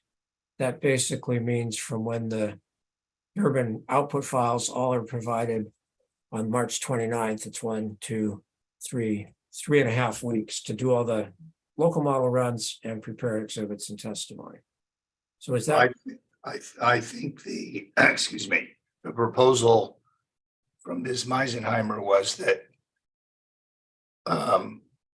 models would be exchanged on the 17th. Yes, I And did then- write that down too. And then the Okay. deadline for And- filing is the 24th. Correct. Okay. Thank you for that. I didn't mention that. And then the rebuttal testimony would be that it had been proposed for May 8th, and then the hearing starting on May 9th. We would suggest May 3rd, and that would give you a week to look at it. And maybe start the testimony on May 10th. Okay. I think that makes sense. Yeah. I know no one else has agreed with that. So we can delay the hearing date by 1 day, but that would give us then 8 days of hearing, which should be enough. I'll say, I mean, I know the lawyers on this call are all trained to do cross-examination. You obviously are all very experienced and very good at it. For something this technical, I think you should really evaluate how much cross-ex is really necessary. And I mean, I'll just say for me, the rebuttal testimony really is what's important. I mean, that's clearly critically important for each expert to say, I've reviewed the other expert's testimony. I know what I did. I now seen what he or she did, he in this case for modeling. And here's my response for either, I've seen the light. I agree that what he did is better than what I did, or here's why I think what I did still is better, and here's why. So that is very efficient. It's all out in writing. You have time to think about it, work and edit it and make it clean. And I'll just say that really dispenses with the need for a lot of cross-examination. Frankly, it's all written out. We don't need long summaries, and it's all pretty clear for us to process. So, boy, I say something about cross-examination, I get a lot of lawyers' hands coming up. So, Mr. Brochard, we'll let you, I don't know whose hand went up first, but go ahead, you start. I've heard you make those comments a couple times in these proceedings, and I don't disagree with them. And I think that's a reason to have the rebuttal deadline on May 8th and not May 3rd. If it's May 3rd, it's barely 10 days, not barely, it's 10 days for us to get the other side's information, digest it, and prepare rebuttal evidence. And I'm not sure that's enough time. I think that extra weekend is important, especially as I'm looking at my calendar and all the other things that I have to that week. Well, I do understand that. Ms. Meisenheimer, go ahead. You're still on mute though, so turn off mute. Thank you. Yeah, Mr. Brochard stated it well. I was just going to echo the same thing, that given that importance of the testimony itself, I think that might lean in favor of having the May 8th deadline and starting the hearing a day or two later if necessary. Okay, Mr. Osias, go ahead. Oh, wait, but I'll stick with Mr. Wilkins, so we'll stick with the Marina Coast City Marina first. Go ahead, Mr. Wilkins. Sorry, I was hoping that my question would be answered. So I obviously agree with Mr. Burchard and Ms. Meisenheimer on the timing, but I guess one of the questions I had is, do you envision the hearing being organized as we had it last time? I think it'd be really helpful for us to understand what you envision. Are we going to be producing slides from all of our experts? Are they going to be direct slides, rebuttal slides? Are you going to have the same time limits you prescribed last time? You obviously had a lot of follow-up question days, which I think are very useful for you and really for us.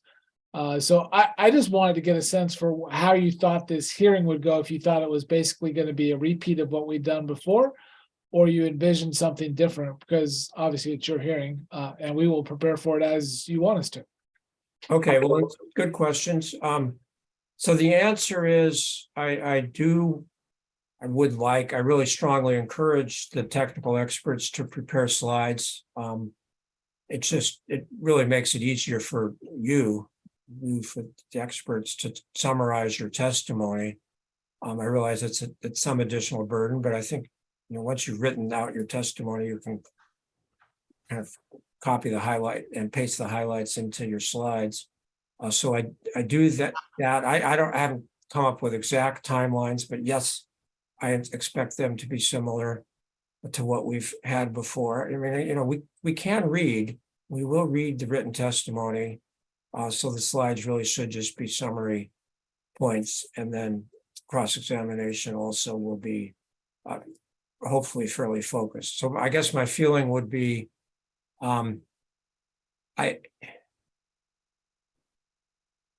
tell you what, I think this might give a little slack. It's probably better for each technical expert to prepare one set of slides rather than a slide summary in their direct and slide summary in their rebuttal, because I think then you can incorporate your comments, you know, on this issue. Here's what I think, here's what the other side said, here's why I think what I said is right. So, and you're going to be hard pressed to get the direct testimony exhibits in by the deadline anyway. So I guess I'd say, let's plan to have the slides be submitted with the rebuttal testimony. But those slides can cover both direct and rebuttal. I don't know, Mr. Wilkins, does that make sense to you since you raised this point? I think that the combining it makes a lot of sense. We struggled with that last time. I think if you could give us a couple extra days for the slides, you'll have all the testimony. That would probably be beneficial, although it kind of depends on what date you set. If you give us till the 8th, I understand we'll have to have them on the 8th, but that at least gives us the weekend. If you put it all on the 3rd, then I would request at least some more time for the slides. Yes, those are valid points. So Mr. Osias, go ahead. Well, I had a novel thought, which was to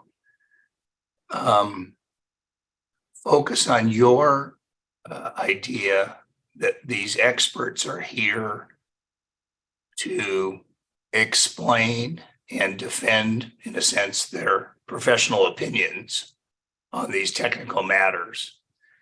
And so after direct, let me back up.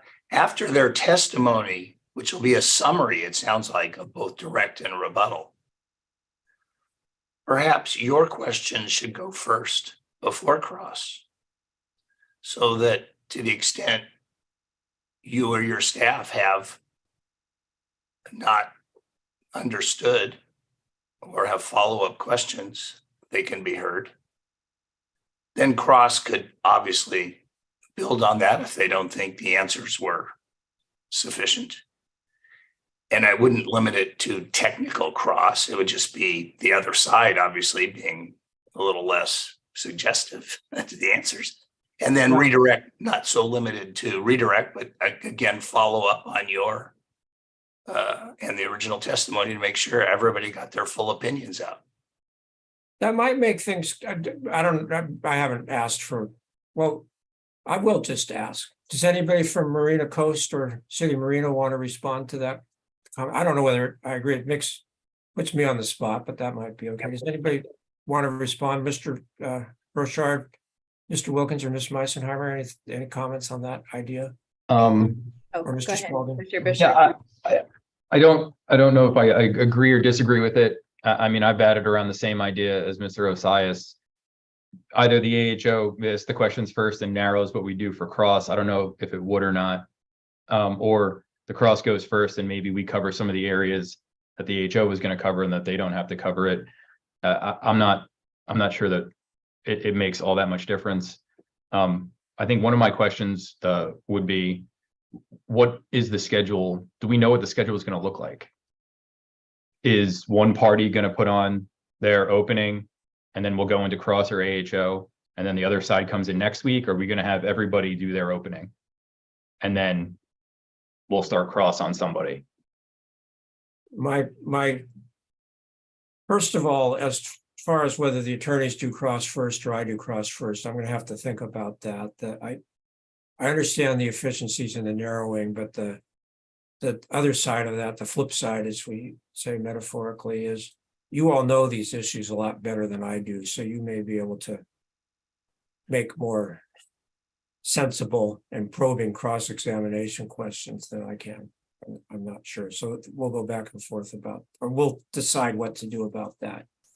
My current plan is to have Cal-Am go first and primarily because it just makes sense since Mr. Durbin's regional modeling is sort of the foundation for both sides' local modeling. So have Mr. Durbin summarize his testimony regarding his regional modeling work, and then Dr. Ye and Mr. Leffler summarize their Dr. Ye's modeling work, and then conclusions regarding that, and of course the additional analytical methods regarding potential saltwater intrusion, which are critically important and I hope don't get lost in all this. So we would do that, and then we'd have questions by me and cross-ex by the other attorneys, and then redirect. And then we would shift over to Marina Coast experts at that point, Dr. Kincaid, Ms. Nelson. And I'd like, if you can coordinate with Marina for Dr. Trudell, it would make sense to have all of that be presented as one package for summaries to direct, and then questions by me and the Cal-Am attorneys for cross-examination, and then redirect. And then we'd be done. I think, unless I missed something. I'm assuming Mr. Newdecker isn't going to be submitting anything for this round of the hearing. So I think that would be done. I'd rather do that than a lot of back and forth. I mean, you know, we're getting to all know these issues pretty well, particularly all of you. And I think that we can focus on it. We will already, if you will have rebuttal incorporated into that. So I think if we do that, we can probably be done with the hearing. So anyway, that's my current proposal, Mr. Brochard, to answer your question. Mr. Asias, go ahead. Yeah, yes, thank you. And I know this occurred before, but I would hope that it doesn't have to occur again, which is the technical experts who go second get to adjust their testimony based on the experts who went first, including all of your questions and the cross. And then they don't get to take the stand again after hearing the other side's witnesses, for which they may have things that they would like to add as well. And I don't think that's a fair process. Right. Well, yes, that's true. So if,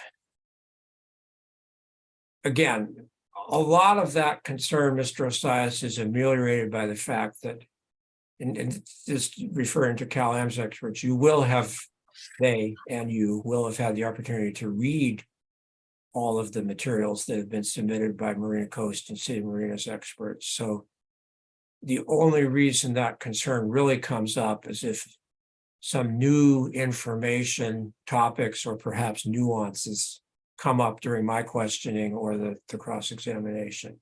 And for that very limited purpose, if that comes up, potentially, if you ask, I potentially would allow the Cal-Am witness, one or more of the Cal-Am witnesses, say, you know, on that point, I just want to say this.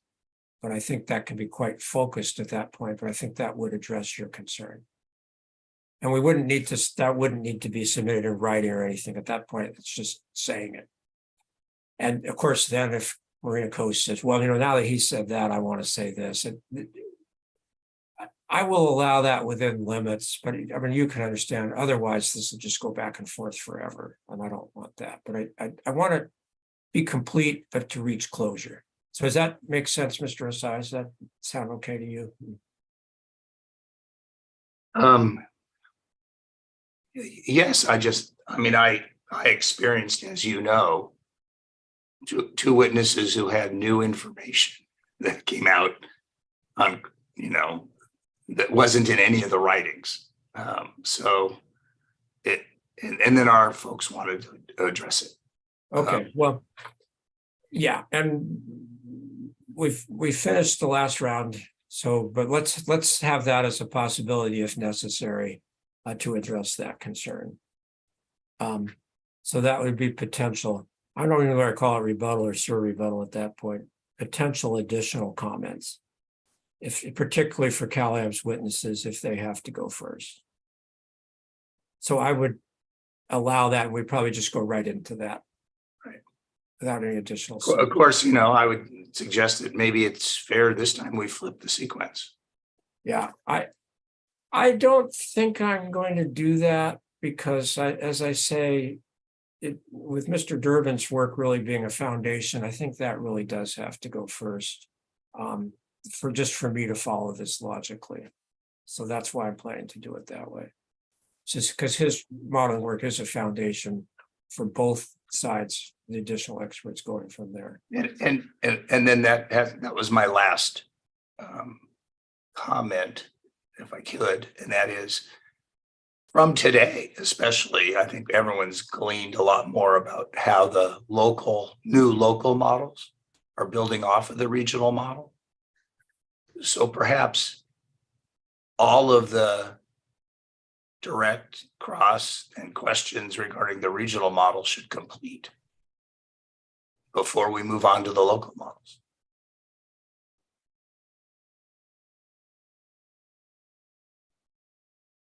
Does anybody from Marina Coast or City of Marina want to respond to that one? I guess I'll take a crack at it. At least the first time around, and I assume it was going to be the same way this time. You were having panels of experts. It certainly sounds to me, and granted, I'm not involved in these expert meetings, but that there's a lot of collaboration between not just our experts, but Mr. Durbin and Mr. Ye in terms of how things are coordinated among the models. So I wouldn't think that you would want to have just Mr. Durbin go without having the full panel there. And I can tell you this time around that Ms. Nelson and Dr. Kincaid and Dr. Trudell are all working very carefully on our stuff. So I would think you would want to hear from them as a panel also. So it just struck me that we would still be doing this panel idea. I wasn't sure if at the end of it, like last time, you were going to have all of the experts together be on panels for your questioning as additional questioning or not. But I do view this as an investigatory proceeding for you in many ways. And so we're open to providing the information to you in the way that you feel is going to be most informative.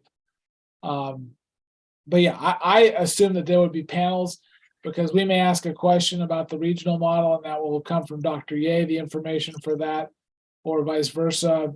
So that's my initial gut thought on it. But ultimately it's your hearing. Just to clarify, I was talking topical, not witness. In other words, the topic of the regional model should be completed before we move on to the local models. Yeah, there's some appeal to that, but I don't think I'm going to do that. The reason, Mr. Osias, is I think there's just going to end up being some overlap between the discussion of the regional model and the local model output results. So I'm just afraid if we tried to split it up, it would end up being less efficient rather than covering it all at once. So I think the way I'm going to ask is to have Mr. Durbin summarize his testimony, and then probably Dr. Ye comes second and Mr. Leffler third, although I'm pretty sure that's the way it makes logical sense. And then our questions of them and both attorneys and cross-ex, and I still haven't decided who would go first on that. And then we go to Marina Coast and City of Marina with their three experts summarizing their direct, and then questions of them, and then by me and by the attorneys. And then as necessary, of course, redirect if necessary for either one of those. And then if there's some additional rebuttal, focus just on what came up during questioning, then that would come next. So I think that's the way we'll go forward on this. I mean, these are all judgment calls, but I think that's going to be the most efficient from my point of view. So did you want one set of summary slides per side? Or no. One per witness. One per witness for sure. Okay. Because then each witness can summarize his or her testimony using his or her slides. Okay. Yeah, that's good question, but that's the clarification on that. Okay, so my notes are a bit of a shambles here. I do ask that you all confer, and I hope we've agreed to dates. The only date we have not agreed to is the date for rebuttal, whether there's been a proposal for March 3rd. Excuse me. May 3rd. May 3rd, and there's been a proposal for May 8th. I think all the other dates we've firmed up. So if you can work together to write this out, the dates, and as best you can, a sentence or two describing what has to happen on each date. I hope you can all reach agreement and send that to me. If there's disagreement, then each party, if you can put it in one, I'm starting to feel like a federal court judge, just the way they require for status conference statements, put it in one complete document. So here, the way you did with the joint status report, which was quite helpful. If there's disagreement, here's Cal-Am's position, here's MCWDC Marina's position. And if you can get that to me, I'm going to say I'd like to get this order out tomorrow. So, and this should only be a page or two, but I'm going to say, please get that to me by 10 a.m. tomorrow by email. And then we'll try to get our post-hearing out or order out tomorrow.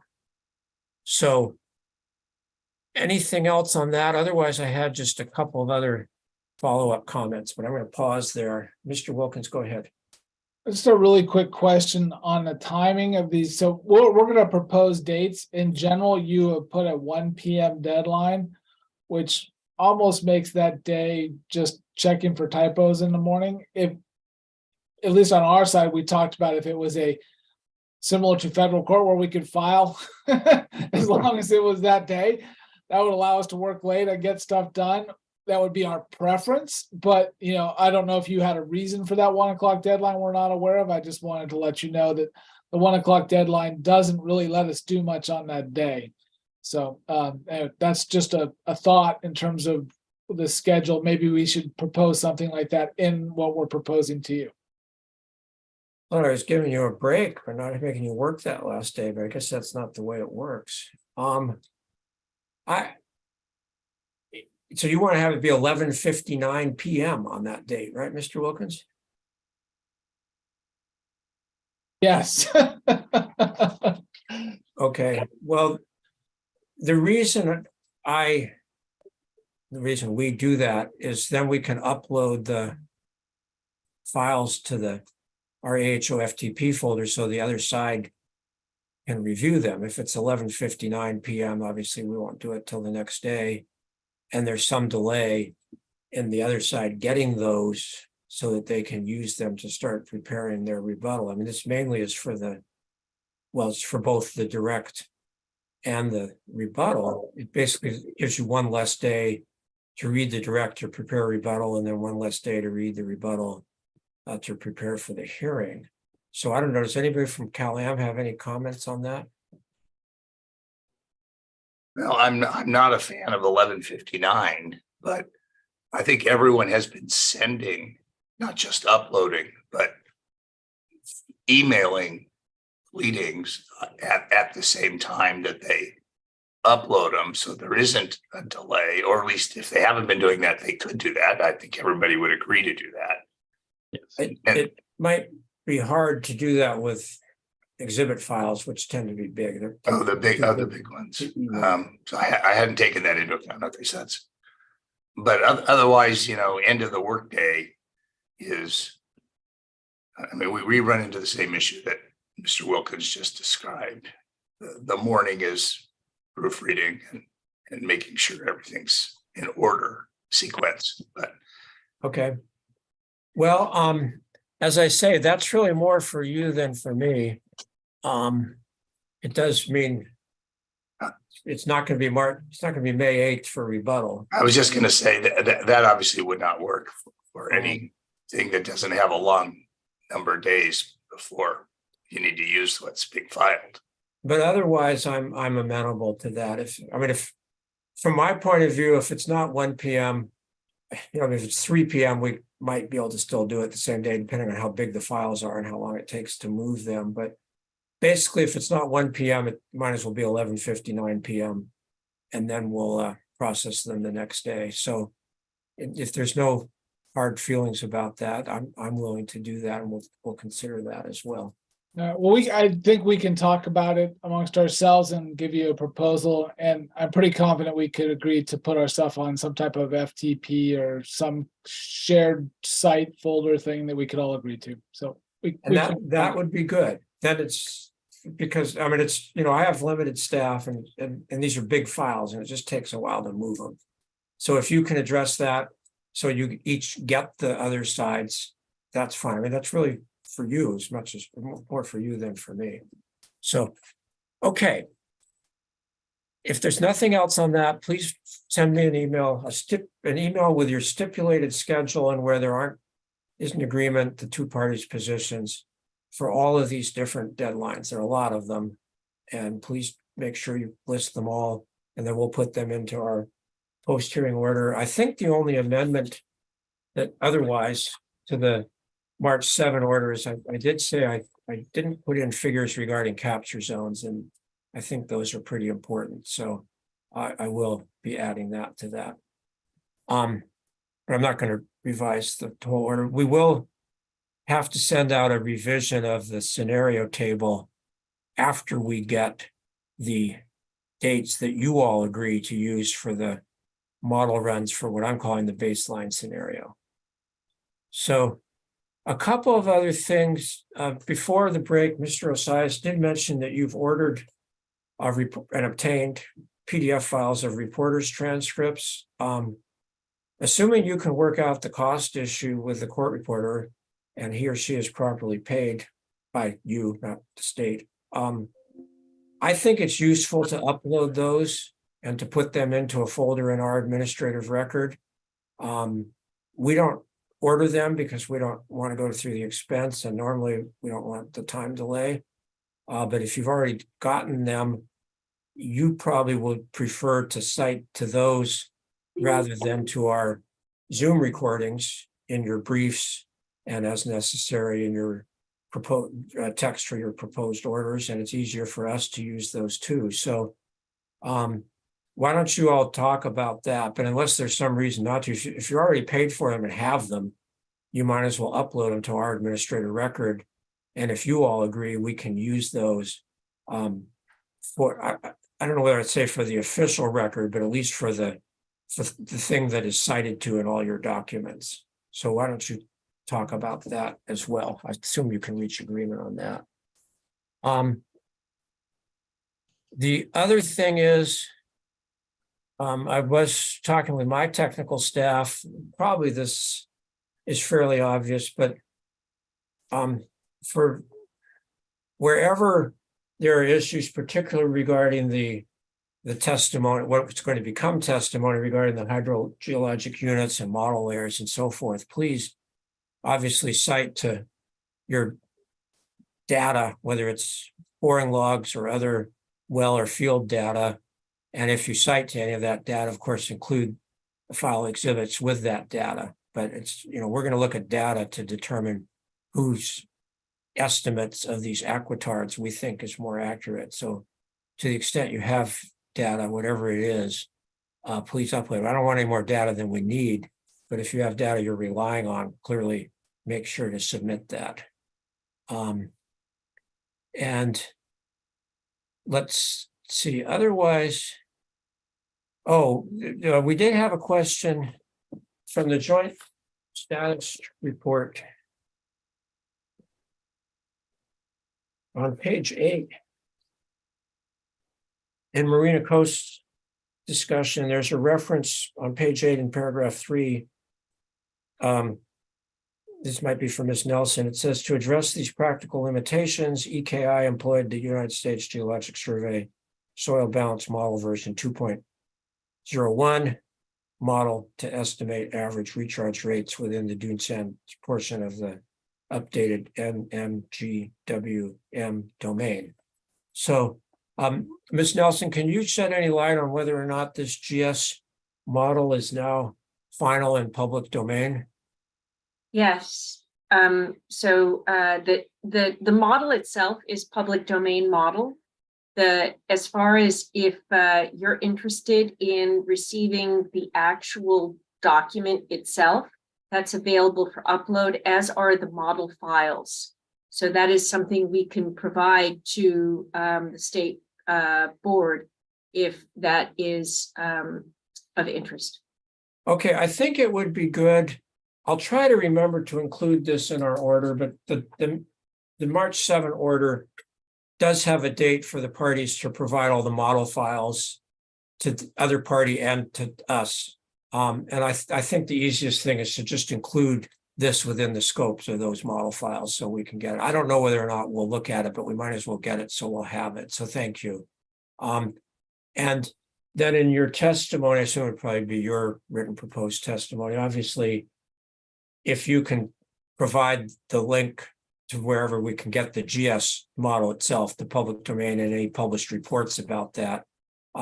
Again, that is helpful for us just to be able to know how to access that. You can probably provide a link and save us a lot of time for getting that. So if you can please make a note of that, I'd appreciate that. Yes. Thank you. Okay, Mr. Wilkins, your hand went up. Go ahead. It was on the prior topic.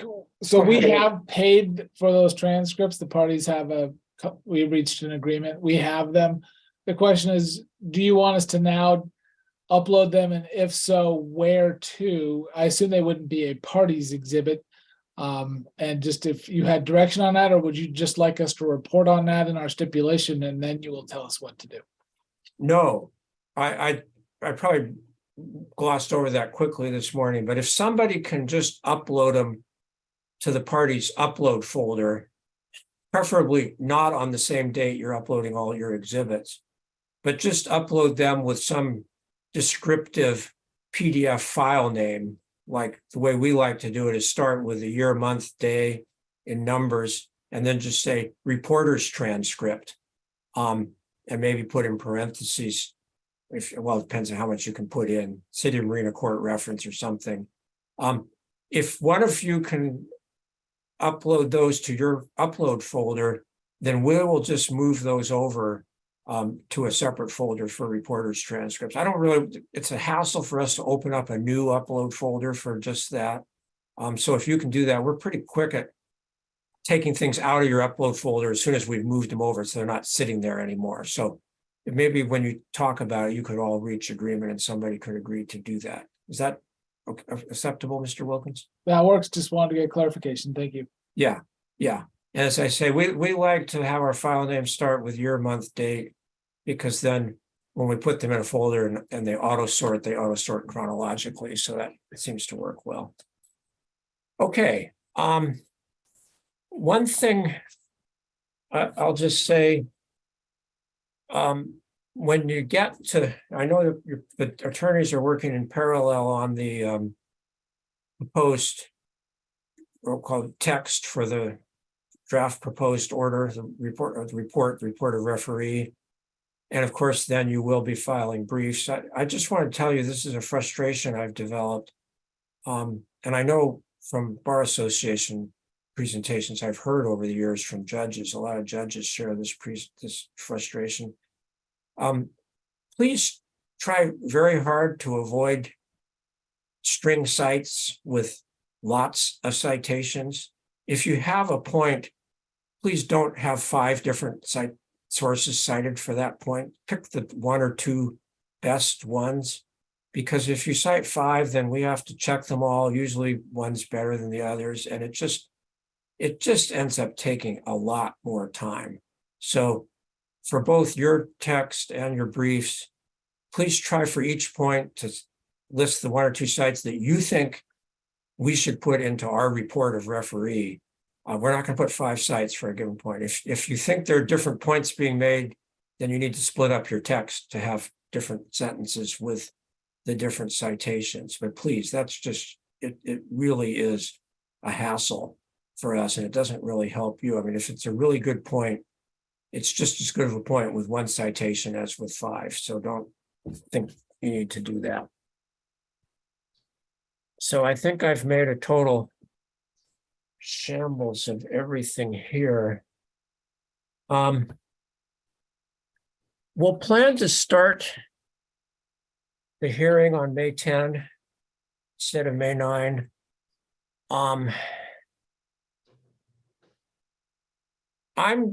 But I'll tell you, I recommend you all, or request you all leave May 9 open on your calendar. Let's just do this. Let's just have a pre-hearing conference on May 9th set for 9 a.m. if necessary.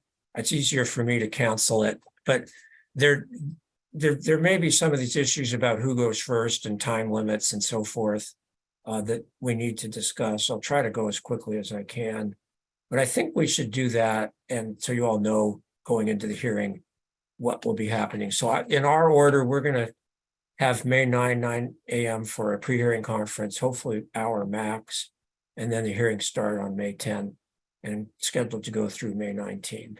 Mr. Osias, go ahead. Thank you. If it's possible, would 1 p.m. be okay? I teach class from 9 to 11 on Tuesdays and Thursday mornings. I'd like to miss as few of them as possible. So Okay. on that's a Tuesday. So if it's only going to be an hour or a little more, if we did it at 1, would that be? Yeah, does anyone have any objection to that? It certainly isn't going to take all day. All right, so we will do that. Thank you. 1, and that's fine. So May 9, 1 p.m. Again, if you can put this in your joint calendar you're working up, that would be useful. And then May 10, we'll say May 10 through 12 and 15 through 19, hearing days, 9 to 5 each day. Okay? All right, Mr. Wilkins, go ahead. Yeah, I think that having the pre-hearing conference is great.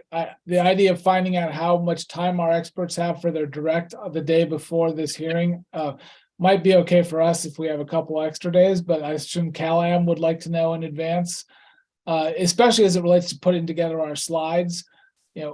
I know we felt very cramped last time. I don't know, I haven't conferred with our experts on what amount of time we need to do our presentations. Would it be helpful if the parties met and conferred and proposed times limits for direct testimony or other testimony? Do you want to hear from us on that, or are you just planning to tell us? No, I try to work with you on this because I think it makes the process go more efficiently. So I heard 2 different things. One, you thought maybe you recommend that the parties confer and file some kind of statement for what they think are appropriate time limits for summaries of direct and for cross-ex. And the second, if we have a pre-hearing conference, potentially not have it on the afternoon of May 9th. So I didn't mean that. I said having the conference on that date was fun. I just didn't want to set the time limit for testimonies the day before we start, is my only point. well, okay, but that's one of the things we'll talk about during the pre-hearing conference.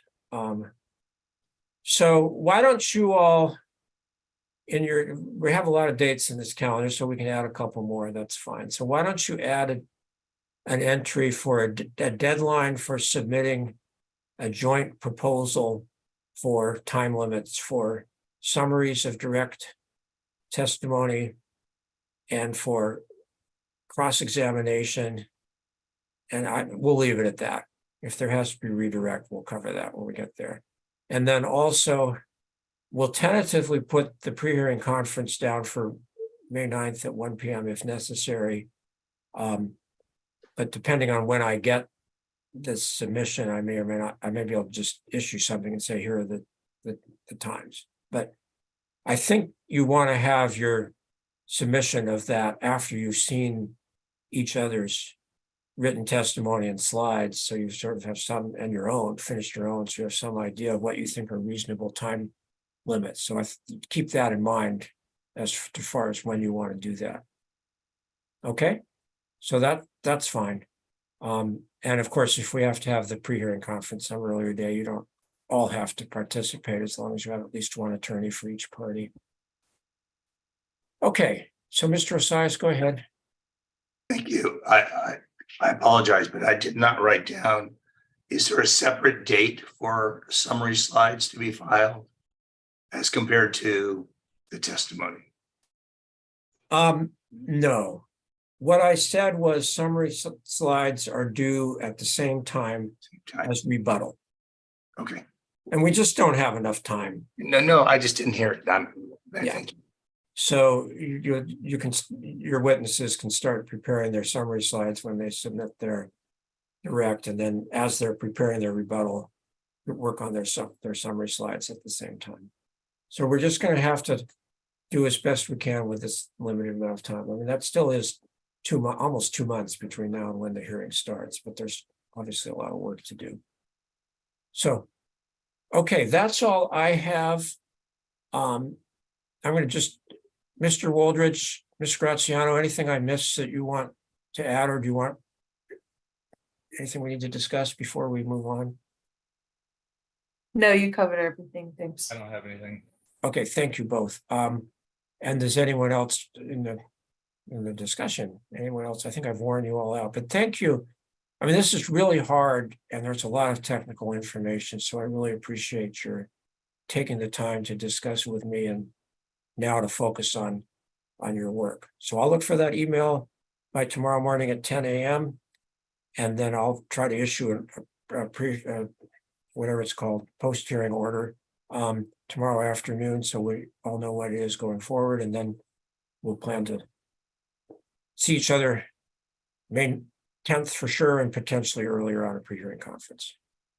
Okay, thank you all. Have a good day. Thank you. All right, goodbye.